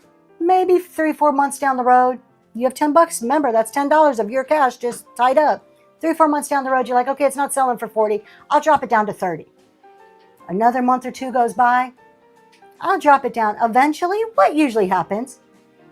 You donate it or you sell it for the $10 you paid for it to begin with. But in the meantime, your $10 has been sitting there for how many freaking months? Because gotta need a more strategic voice because I live in a living mausoleum. Oh no, Dover. One or two big items might sell for big money. We'll get there. Okay. The point I'm making is we see this happen day after day after day on Whatnot. It doesn't sell in a show. Nobody wants it. We stick it in the bin. Ultimately, we end up donating it or selling it for what we paid for anyways. But in the meantime, you've left your cash tied up, for months instead of making that decision early on. Couldn't it be written off as a loss? It can, but I do nothing. And I'm going to be a little elitist here. I do nothing just for a tax purpose write-off. I do not make a business decision, particularly on my inventory, to get a write-off on my taxes. Because if I just want to write off on my taxes, I'll just go waste some money. I'll just go buy crap I don't need, just to buy crap I don't need. That's just bad decision making. But yes, when you donate it, if you take a loss for it, it is a loss. This is the decision part of it. This is when you get to the decision part of it. Here's the other thing. The same people, and I may be hitting on some nerves here, intentionally. The same people who say, I could never start something for $1. I can never sell my stuff for $3. It's worth so much more than that. Are the same people who will show an item 3 or 4 times, then stick it in their bin, and then flash sell it for $3 when it doesn't sell.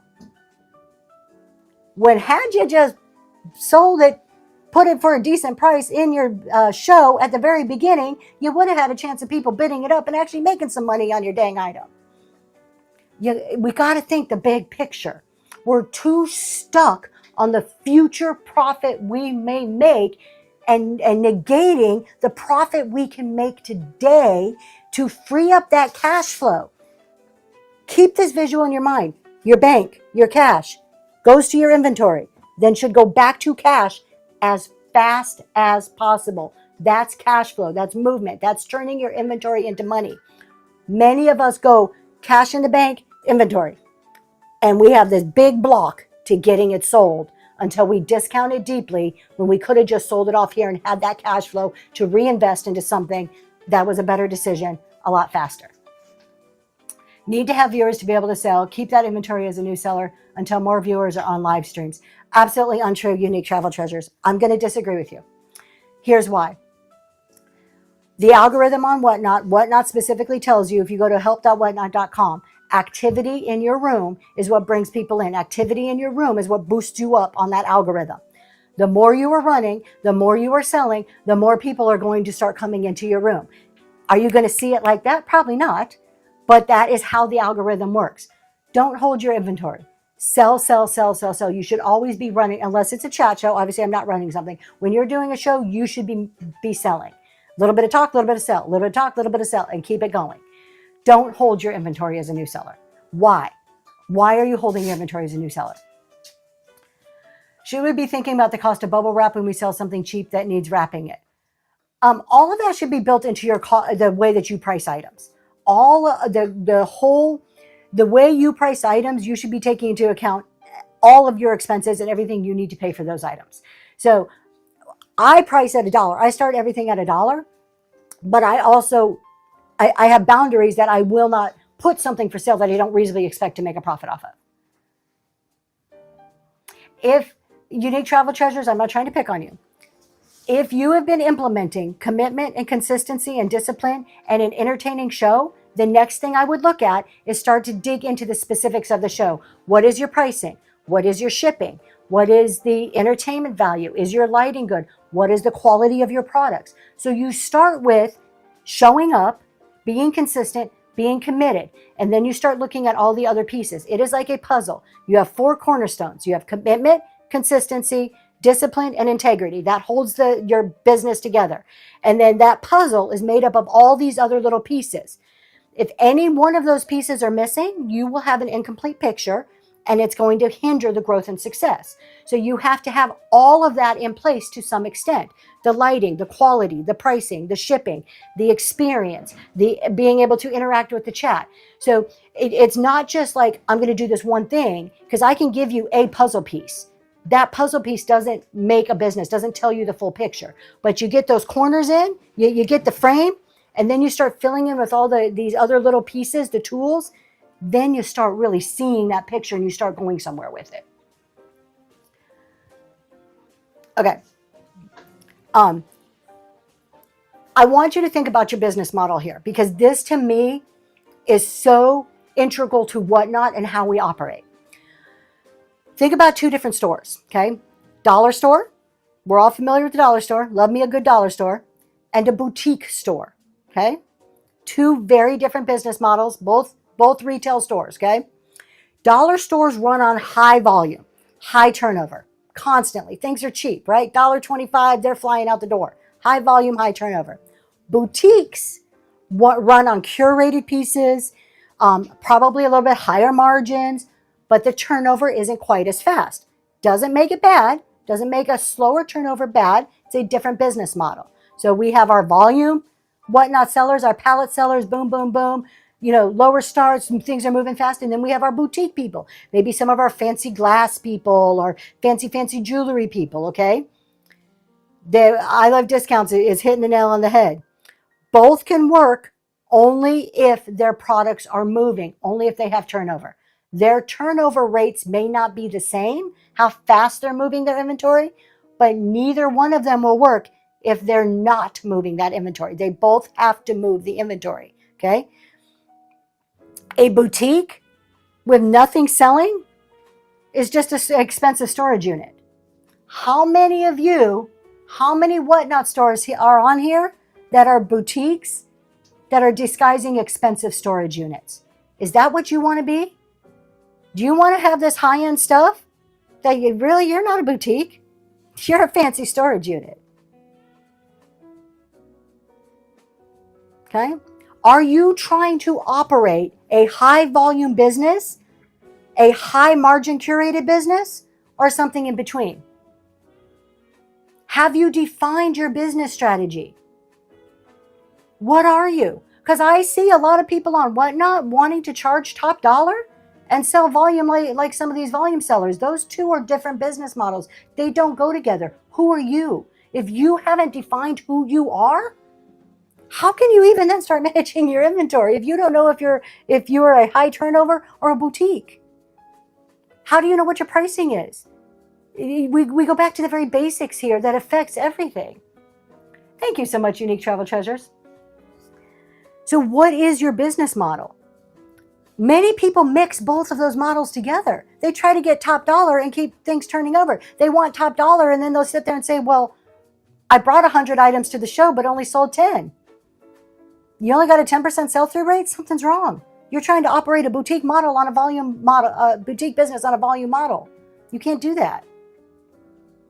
I'm not attacking anybody personally. I see this across the board on Whatnot constantly. You have to figure out who you are and what model you're doing.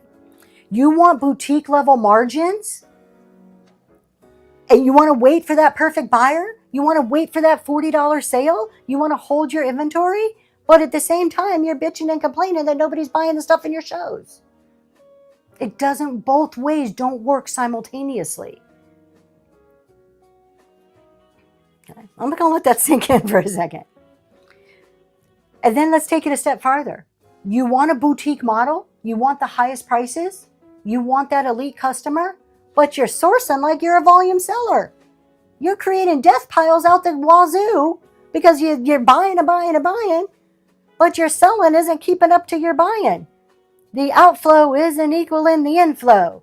Think of a water hose. If you clog up the end of the water hose and you turn that spigot on and that water's pouring in there and nothing's coming out that other side, you got a problem on your hands. If you keep volume sourcing and boutique selling, you're going to go out of business. No other way to tell you that unless you change your ways. Were you just having this conversation, his and her Chicago shop? And do not get me wrong. There is nothing wrong with being a boutique seller, but then source like a boutique seller. There's nothing wrong with being a volume seller. Source like a volume seller. But understand which one you are and which one you want to be and design your business around it. Thank you, Deb. I'm a little blunt sometimes. I'm not apologizing for it. It's who I am. I don't have any ill intent, but I'm going to say it like it comes into my head. Exactly. Deb Sweet Country Home. Boutique has 2 to 3 customers while Target has 50 or more. They're just different models. And until you know which one you are, you're going to be hindered in your business and you're going to have inventory problems and you're going to have cash sitting on your shelves that's not liquid, that's not flowing for you. You have no cash flow to go buy more stuff. I do get fired up about this stuff. This stuff gets me excited because, once you understand these concepts, once you start, you get this is theory. This isn't like do step A, do step B, do step C. This is like understand how it works and then apply that in a way that makes sense for your business. That's what's so exciting because his and her Chicago shop, high-end glass, is going to apply inventory management. They can use the same theories and apply it very differently than I do. And it's the same theory, the same concept applied in 2 different ways, and it can work for both of us. This is the beauty of what this is that it's a theory that you take and mold. You want inventory, but you also need cash. 100%. You can't survive without cash. We go back to all those things. You can't pay your mortgage. You can't pay yourself. You can't pay your light bill. You can't hire a shipper. You can't buy inventory that is going to move. You can't take advantage of offers that come up, special buyouts and deals that come your way if you don't have the cash in the bank. Cash is the blood of your business. When you tie up the blood of your business sitting on a shelf, you handcuff yourself. You just freeze your business. And then you can't go anywhere. When I asked how many people have a ton of inventory, have experienced a ton of inventory on their shelves and almost no money in your bank, there was a ton of yeses in the chat. We've all been there. You know how it feels. As a new seller, how do you know what to price your items at? My advice for new sellers is to price as low and even as you feel comfortable with. What does that mean? Maybe $5, every item $5 across the board, the same price across the board, making that number as low as you are comfortable with. I like dollar starts. I think dollar starts work, but I will readily admit that dollar starts is not the right solution for everybody. You have to be comfortable with the price point that you're selling at. Understanding the higher the price point, the lower number of audience are going to be able to afford those products. We go back into, are you doing volume or are you boutique? What is your strategy? What type of seller are you? And being volume does not mean cheap. Being volume doesn't mean low quality. You could be volume with high quality, good products and making money. Volume and cheap seem to get put together, and that's not what that means. I'm an example what not to do. It's much harder to tunnel out a ton of inventory, and it is. But again, if you keep doing what you're supposed to be doing, commitment, consistency, discipline and integrity, that will come. It does come. I can't imagine doing starts with the low audience I have. It doesn't make sense for me, I don't think. And it may not make sense for everybody. But as low as you can go, even start does make sense. There is proof in the pudding. Go look at any category. I'm not going to say any. I've looked at there's 5 or 6 that I'm in frequently. Storage units, estate sales, vintage decor, some clothing. Those are the main ones. Health and beauty I've dabbled in, and jewelry. You look at those. The sellers that you see that are successful by whatever means of success you determine, the majority will have low, even pricing. If the majority of the people that are held out as the examples or that you see success are all doing the same thing, maybe there's some truth in that pudding, right? Maybe there's something to it. Just maybe. Doing same price, even price has helped your shows. There, Southern Charm's telling you. So, yes, it's exactly how they got a large audience. This is the fallacy on whatnot, and I see it every single day. And I am not lying when I see this every single day. Somewhere in some show, they say, "I can't do low starts. I can't do reduced shipping because I don't have the people in my room." That's backwards. You do it and they will come. It is the Field of Dreams version. I'm going to say this till I am blue in the face. You do it, they will come. Does it mean they're going to show up in your first show? No, probably not. It takes time. Maybe businesses don't just boom overnight. You're great. It takes time. Be realistic about it. You do it, they will come. Now you have to have some tolerance to risk. You have to understand what you're going into. You have to understand your numbers. You have to have your inventory right. You got to know, are you a boutique? Are you a volume? You've got to get all these other pieces in place. It's not this magic formula that I'm going to do one thing and it's going to work. It's part of the bigger picture. But close my eyes and just do it and give 1 month. And there, look at what Liz says right there. Create value. That doesn't mean dollar starts. It does mean you can't, hold on, wait. Create value. That does not mean dollar starts. It does mean you can't do end user pricing. Correct. While I am a huge advocate for dollar starts, I also understand that it is a tool and not everybody is going to be comfortable with that tool.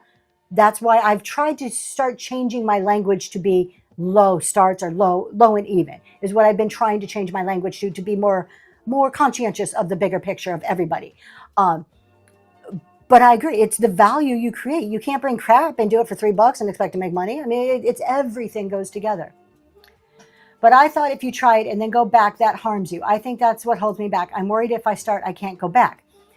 You don't have to, and again, you do not have to do everything. There is nothing that is an all or nothing proposition. You can pick even starts. Do it when somebody raids you. Do it as a special occasion. Do it every 10th sale. Play a game and do a low start when somebody wins the game. Ease into it.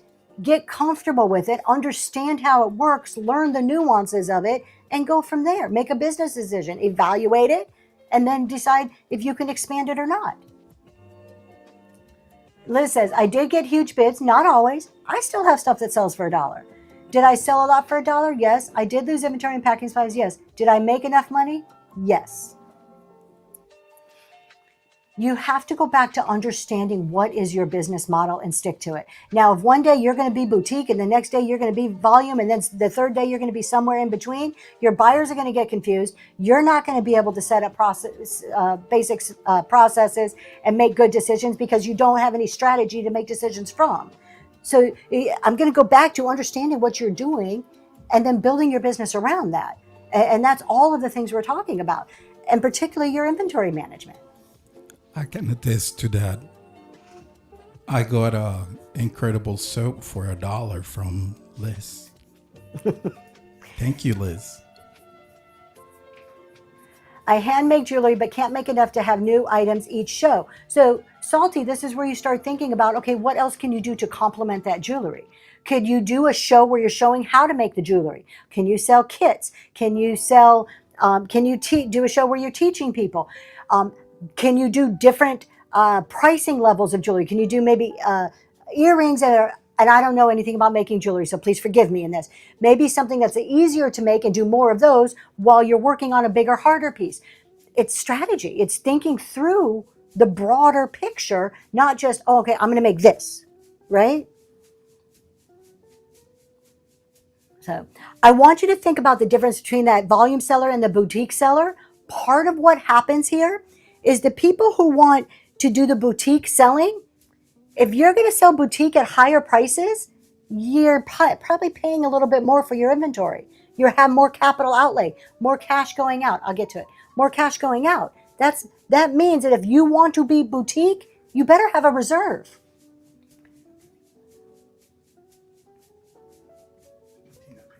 Dollar starts increase my average order value and room count dramatically. I love to hear that. I love when I get confirmation that I'm right.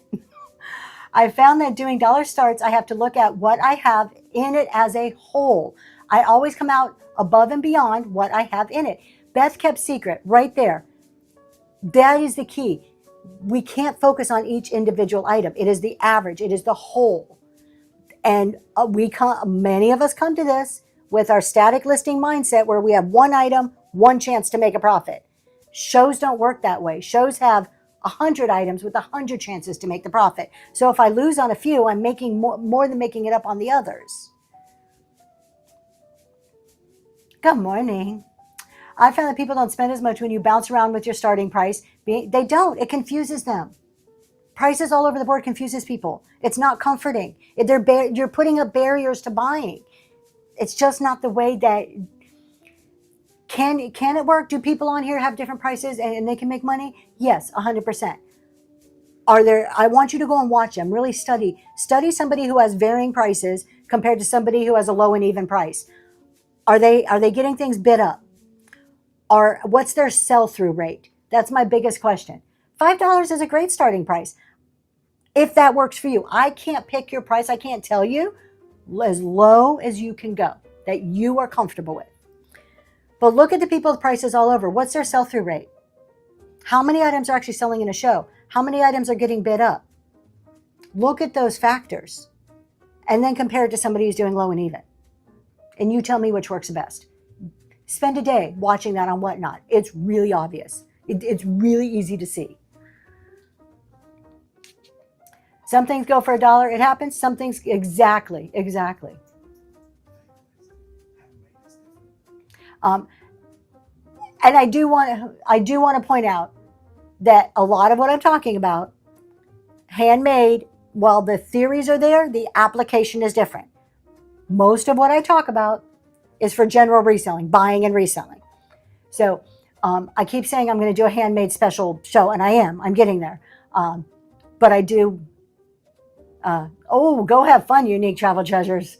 I do want to caveat, there are very nuanced things to handmade. Unique Travel Treasures. Get some sangria and paella.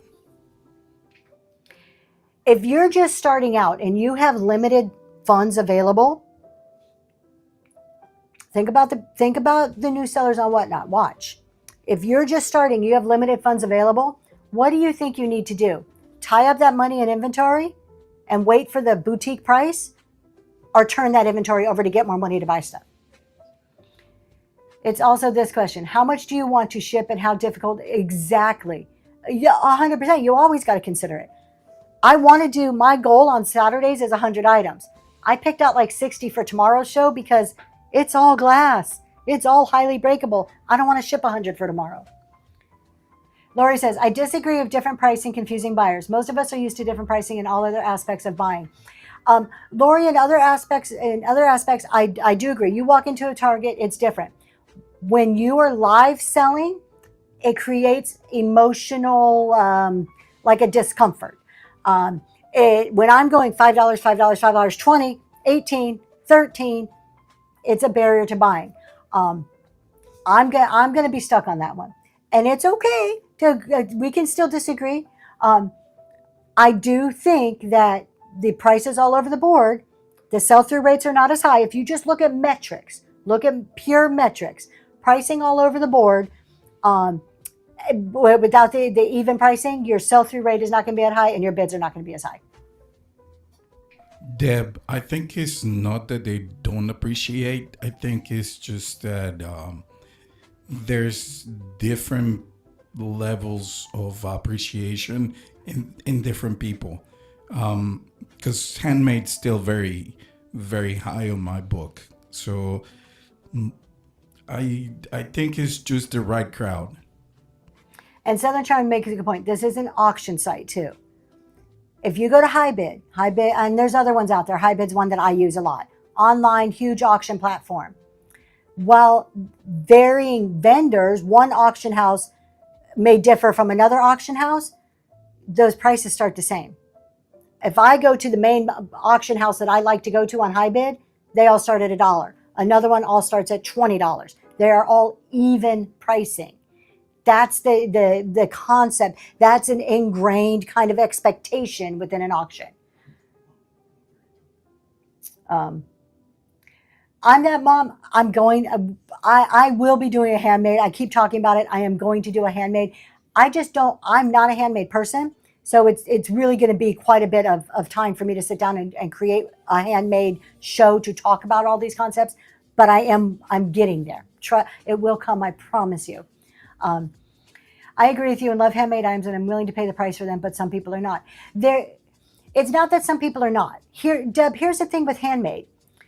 If I go into a handmade seller show, and I don't know this person from Adam, handmade items usually generate a higher cost. Time matters with handmade, okay? Time doesn't matter in resale. We'll get it. That's another discussion. Time matters for handmade. Those are usually $200, $300, $400, if not more, products that you're making, items that you're pouring yourself into, right? If I don't know you from Adam, I'm going to be hard pressed to pop down $300, $400 for one of your fine works of art, no matter how fine it is. I don't know you. We're online. There's still that online thing going on here, right?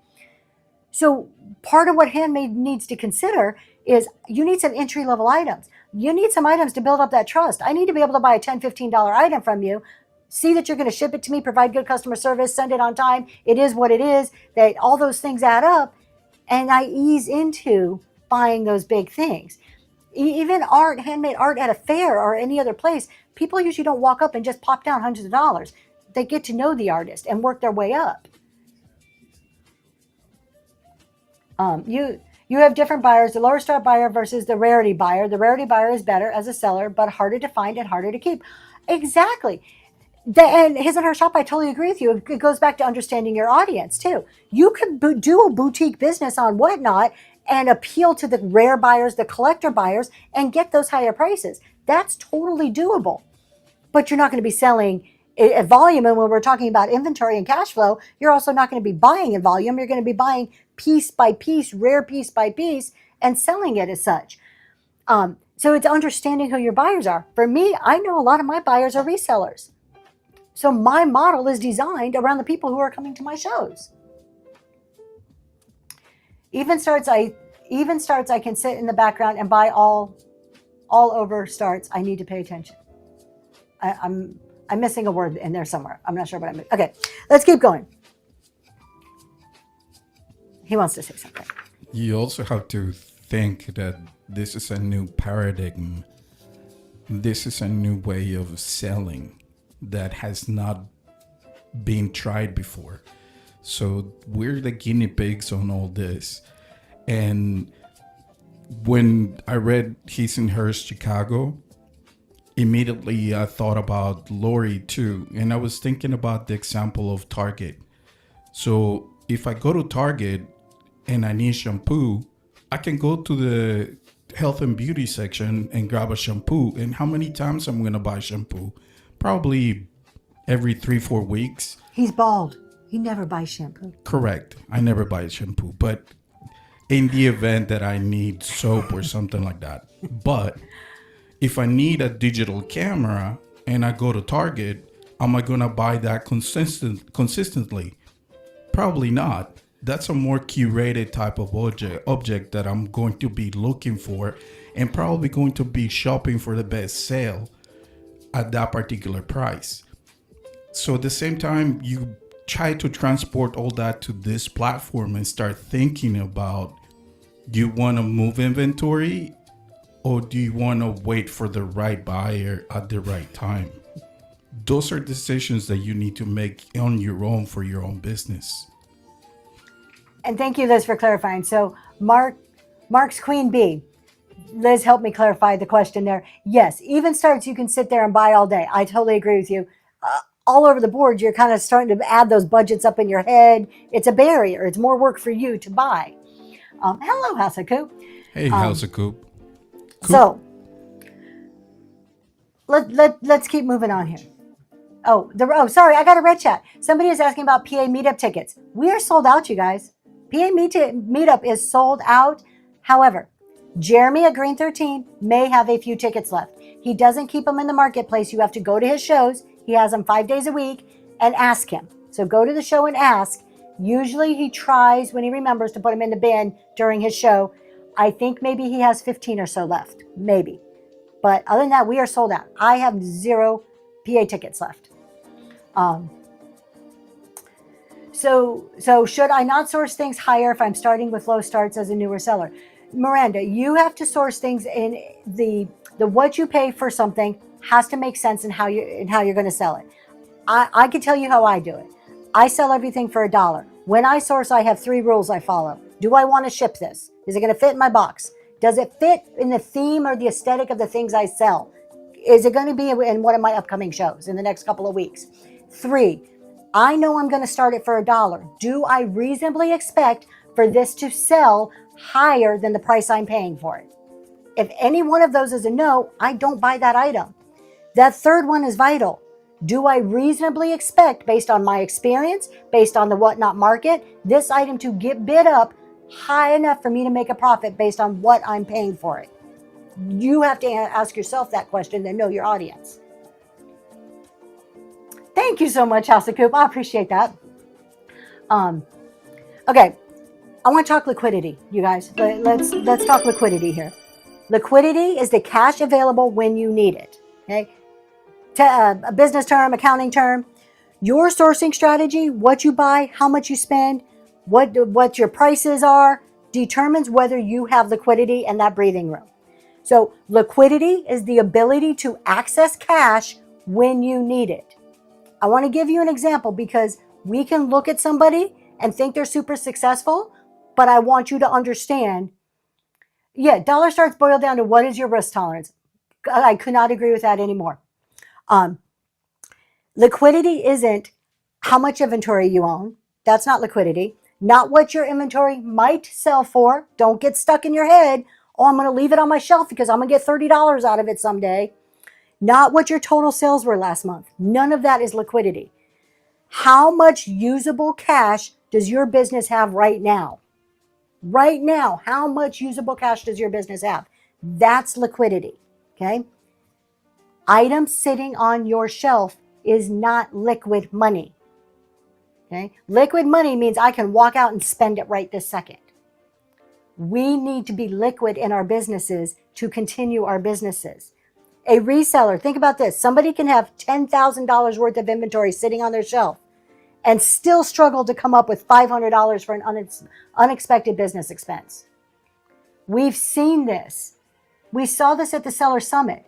There were sellers that sat up there on stage that actually sat there and said, if you need to pay your electric bill, I suggest you do a quick show and get some money and then print your labels to pay your electric bill. You know what that told me? That screamed at me. They have zero understanding of liquidity. So much money is tied up on a shelf in their inventory that they haven't thought through their business enough to have cash. This is why we move our inventory. Cash, inventory, cash. Cash, inventory, cash. That's the goal. It was crazy. I wasn't in the room because I probably would have gasped out loud and said something. Thank God, those are the things I can't keep my mouth shut about. I wasn't in there. It came to me through I Love Discounts, and then a couple other people confirmed it. So I know it was a truthful statement. Heard it from multiple people. And this is a popular person. So just because people look big and popular, if all your money's tied up in inventory, you can have nothing in the bank. So looks can be deceiving. Be careful with what you're saying. And then think about that to yourself. I Love Discounts. They were actually talking about taking out loan payments. To full treasures while she's pausing. I believe he puts a limited amount on his shows. So he might have 3 left for that show. He probably has a few more, but not that many. He probably has less than 20 right now, or probably less than 10. You might as well pine your tail. There he goes. I'm not against people using credit cards. I'm not a Dave Ramsey and says don't never use credit cards. That's not my point of view. But I want you to think about this. If you drain your bank account, you have zero in your bank or very little in your bank, and you have a crap ton full of inventory. That's cash sitting on your shelf. And you decide I have no money in my bank. I'm going to go get a credit card. So now you start buying inventory on a credit card. Now you owe money on the money that's sitting on your shelf and interest, and you're still not selling the stuff and you're still not generating cash flow. How much deeper in the hole are you going to get yourself before you start making smart decisions? In your business plan, you have a prudent reserve. Yes. And you can't have a reserve if you're not doing your books and you don't know what your income and your expenses are. It all ties back together. We can all buy items. The work is selling. It's easy to source and it feels good. And I go back to what I said before. A lot of us see big, full shelves as a sign of being a good, successful business. I don't care how much inventory you have on your shelf. You're a good, successful business if you're selling it, if you're moving it, if it's going out the door, making you more money.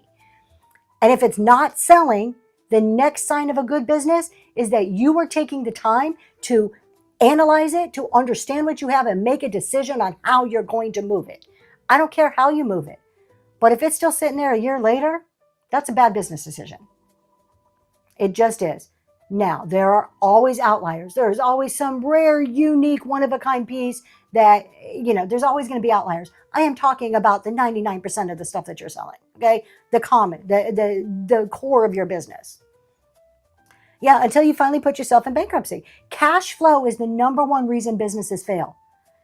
Inventory is one of the leading causes of lack of cash flow. So if we just start the Small Business Administration, statistically, you can go look it up on the SBA website, says, Sturgeon Show, there you go, I love discounts, that most businesses fail because of a lack of cash flow. We are in a high a business where our cash is eaten up by our inventory. So knowing that this is the leading cause of business failure and knowing as a reseller that I spend a lot of my cash on inventory, logically, I need to really pay attention to my inventory and how fast I'm turning it back into cash so that I don't end up the failure statistic. Mama, $1 would work. I'll send you $1. So, and I just went and said all my whole cash flow stuff. I have my notes here, but I just started going off. At the end of the day, understanding this, looking at your inventory, looking at, do I put it in the bin? How long am I going to let it sit in the bin? Is it worth it sitting on my shelf? For those of you that utilize a bin, I'm not against it. Look, I have no problem with people putting stuff in the bin, putting stuff in the marketplace. What I do challenge you to, go to your analytics screen. Go to your analytics screen and look, what is the percent of sales from your bin marketplace compared to your live sales? Is it making sense for you? It may be a yes answer. It may be a no answer. I love discounts. Expand on your statement. What are you saying?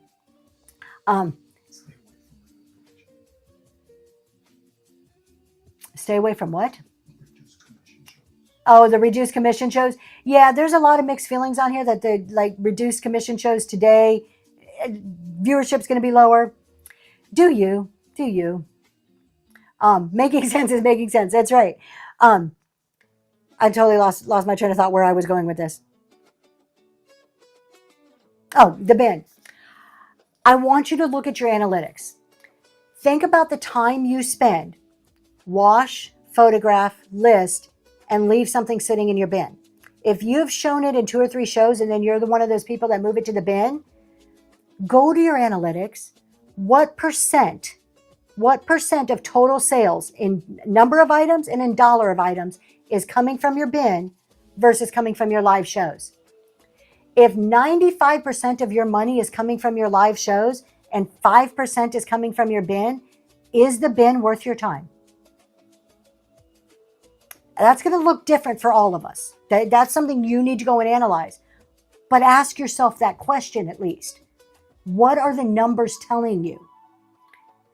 I hate when my schedule shows end up on reduced commission day, lose more than you make and less commission. I'm just doing my chat shows today. I put everything in my bin. I keep very few things in my bin. And those are all on flash sale today. I flash sale them 10% off. I save 8, you save 10. That's as much as I'm doing for today. You use Nifty, so no extra work. And I'm going to disagree with this. Here's why I'm going to disagree with the Nifty, Vendoo. I've used Vendoo. I've never used Nifty. I always had stuff loaded in my bin. I have recently moved away from it. Please do not interpret this as I'm saying don't put stuff in your bin. What I am saying is analyze it and make sure it's a good decision for you. I disagree with saying just because I use a cross lister, it makes sense to put stuff in my bin. You still have to wash it. You still have to photograph it. You still have to put it up. People still will get tired of looking at it. You still have to manage it. You still have to have it sitting on your shelf, tying up cash. We're talking about the movement of inventory. It's more than just the $10 you paid for it. It's everything else that's going into it for it to sit there. I don't like being on lives. Then maybe not in the nicest way, if you don't want to do a live selling might not be the platform that is going to work for you. I've decided that my bin items will be higher priced going forward. Takes too much time to ship an individual item only to make a couple of bucks. Eclectic. I'm not against that, but what I'm asking you is, how long are you going to let those higher priced items sit there? How long is too long? And then when it gets to be too long, do you mark them down? The price that you marked them down to, I got it, thank you. The price that you mark them down to, could you have just sold it in a live for that same price? Think about it. Time is money. Time is money. I've gone away from my bin items. They do not make sense for me. When I analyzed it, when I looked at my analytics and I saw like 2 or 3% of my sales were coming from bin items, why am I spending the time on those bin items when I can just put it in a show and make the money right off the bat? Again, we go from cash, inventory, cash. The bin is the barrier between the inventory and the final cash. I'm not saying don't do it. Do it smartly. Analyze your inventory. Don't let it sit there for a long time. What is too long for you, for your business? 30, 60, 90 days? Which one is it? Make sure that you're looking at every single inventory item on a regular basis, 30, 60, or 90 days. And the ones that have been sitting there for too long, do something with them. Don't just let them sit. Don't just, oh, they'll sell someday. Because if you just want to put money, on a shelf, go start grabbing $10, $50 bills and just setting them on your shelves. That's a lot easier than sourcing. I mean, because that's what you're doing. So look at it, make a decision. If it doesn't sell in a decent time frame, reduce it, bundle it, donate it, do something, flash sell it, do something with it. Get it out the door, make room for the next item coming in. You've been waiting for the go on sale. Oh, well, today's the day. Thank you so much. Doesn't make money hiding or sitting in storage. It does not. Not at all. When you know what's in your inventory and you know what you paid for it and what it's worth today. All right. I gotta re-say this. I gotta say this in a way that makes more sense. This is kind of going back to the point that I was making at the beginning. You go and buy a piece of inventory today. You buy it today and you're like, I can flip this for $40. I'm going to pay 10. I can sell it for 40. And you put it in a few shows and it doesn't sell. Then you put it in your bin. And 3 months later, you go and look at that item. Are you going to make the same decision? 3 months later, are you going to look at that item? Be honest. Are you going to pick that item up and say, I can still flip this for 40? Because you haven't. You haven't for the last 90 days. So do we just need to be honest with ourselves and say, that wasn't a good decision. I need to reduce this. I need to donate it. I need to do something. I need to bundle it. Be honest. The reality on the day you bought it is a different reality 3 months later.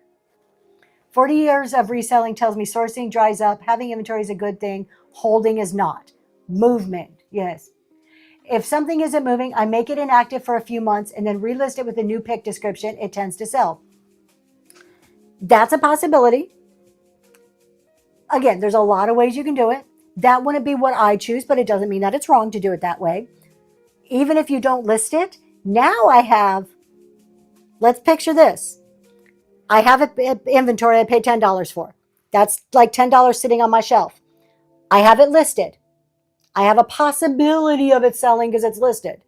If I unlist it, now it's like I just took a piece of paper and I covered up that $10 bill and I'm just hiding my $10 for a while. Let's go hide my $10 for about 6 months. Then I'll try to get some more money out of it 6 months down the road. How many $10 items are you going to hide to wait for a better time to sell it? Think of the space you've used, the effort you've put into it, the time. For all of that 6 months, I could have just sold it for $7 on a live, started for $1, sold it for $7, got out of it and bought something that made me more money. That's how I approach it. I feel like I constantly have to clarify that you've got to do what's best for your business. Market price is what someone will pay for the item now today, not last month or next year. Yep. 3 months of your time is a long time to put something away. It is. It is. Would you? I want you to look at every single piece of inventory you own as an actual bill. $10, $20, $50, $100 on your shelf. How hard would it be to walk by that day after day? You'd be itching to grab it up. You'd be itching to get your hands on that money. You wouldn't put it in a box. You wouldn't take a stack of 50s and put it in a tub and shove it in the corner. But you are with your inventory. And you're leaving it there if you're not taking time to reassess what your inventory is and make a decision about it. That's the exact same thing. You're tying up your cash. You're not liquid. You don't have cash flow coming back into your business. Cash flow is vital for the success of your business. Back to the point, cash flow is the number one reason businesses fail. And the amount of time you touched it, to move it, to clean it, the loss of money, exactly. Those of us that have storage units, I pay $70 a month for a storage unit. That's a little crazy. Okay. Your original expectation isn't today's value.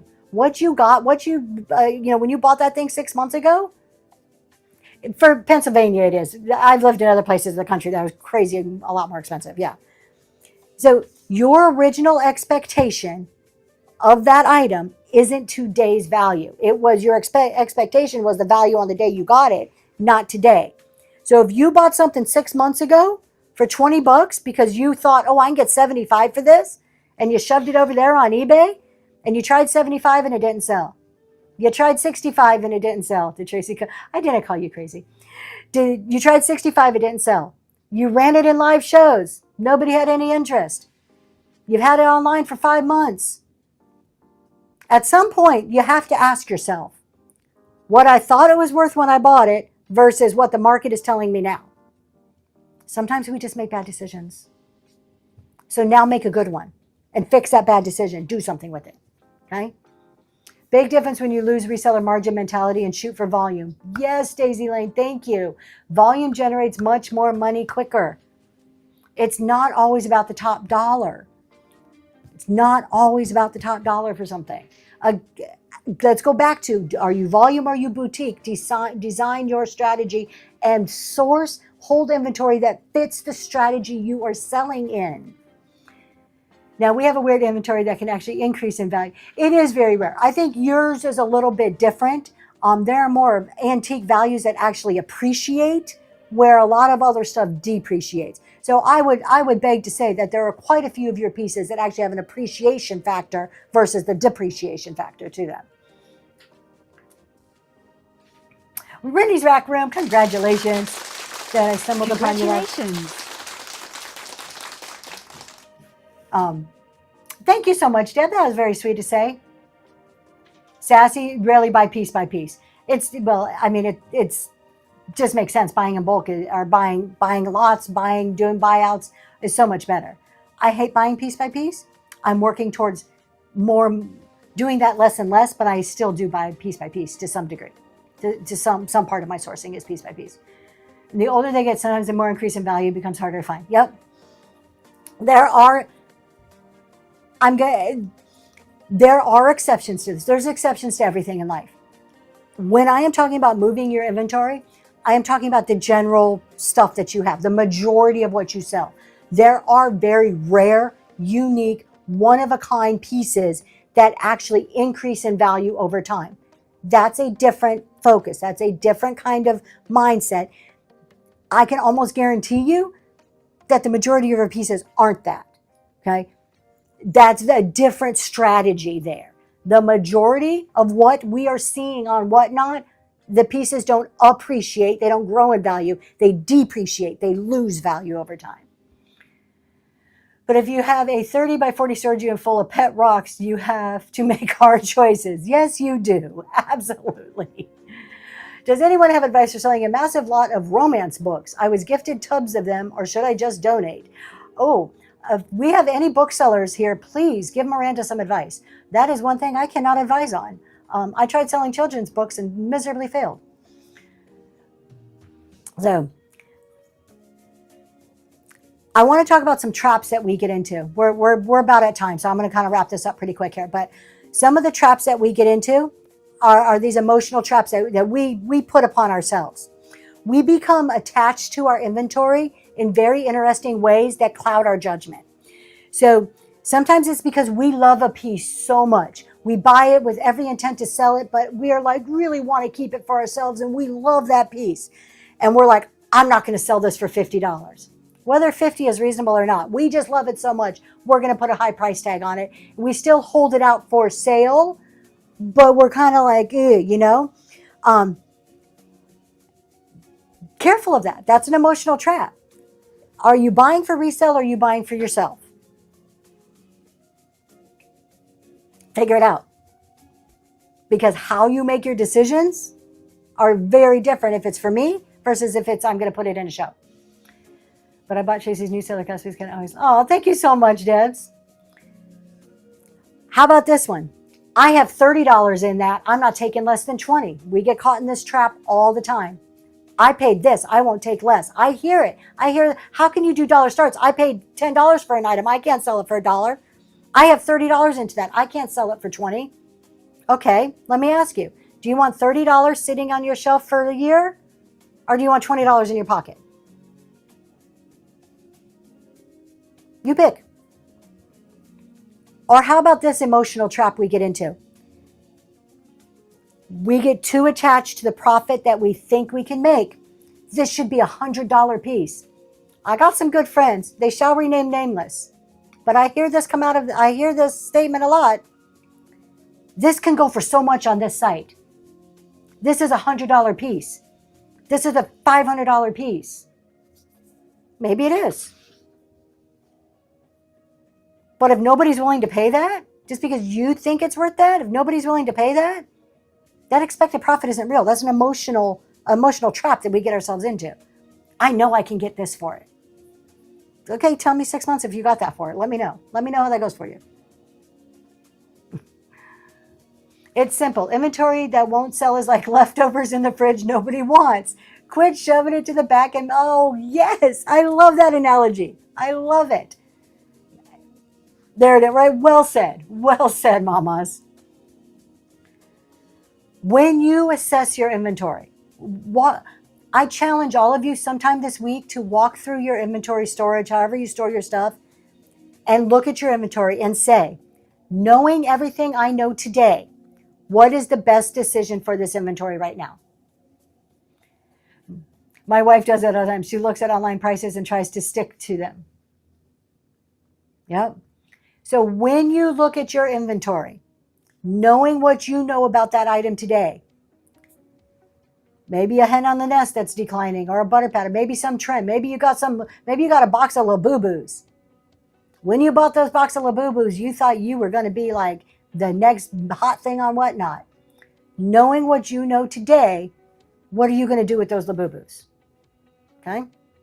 Look at your inventory and ask yourself those questions, and then do something with it. Turn it back into cash for your business, one way or another. So when you sell for lower than you bought it, is showing loss when it comes to tax. Yes. So the way that works, Miranda, is for accounting. I'll do a quick accounting walkthrough. I have money in my bank. I spend $10 on something. That $10 now goes to my inventory asset. It's not an expense. It's not a deductible at that time. I sell that $10 that I paid for, I sell it for $7. So I now move that $10 cost down into my expense. Now it's a cost of goods sold. It goes from my bank to inventory. When I sell it, it's cost of goods at the price I paid for it, $10. The revenue, the income, is $7.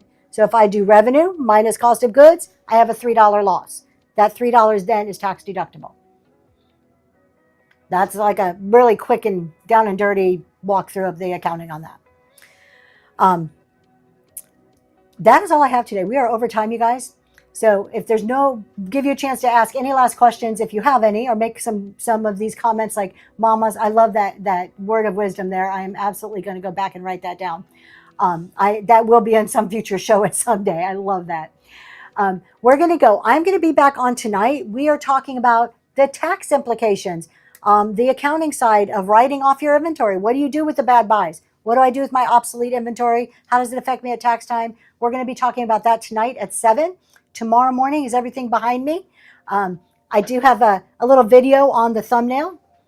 It's on $3. Yeah. Well, once you add everything else, $3 is just your cost of goods loss. That's just your immediate loss. But yeah, absolutely. You have the mileage, the space, everything else that goes into that. You are very welcome. Thank you for coming to the show. I appreciate it. So we always close our shows. I do our CEO affirmation for the week. These are the affirmation cards that we do as giveaways and that we have for sale in the bin. But today's affirmation, this week's, is I make inventory decisions that free cash and document write-offs with a purpose. So I make inventory decisions that free cash, that keeps my cash flow moving. That's the key for today. And with that, thank you guys. You have a great day. Have a wonderful weekend. We're going to let Noel go pick the raid. That way, if it's bad, I can blame him. It's not going to be bad. I'm going to take you to someone who might have PA meetup tickets. So there you go. And also, they have something interesting every Friday. So let's see what they got, because that's the name of the show. Let's see. Bye, everybody. Have a good Friday. Throw some ducks in the chat when you get there.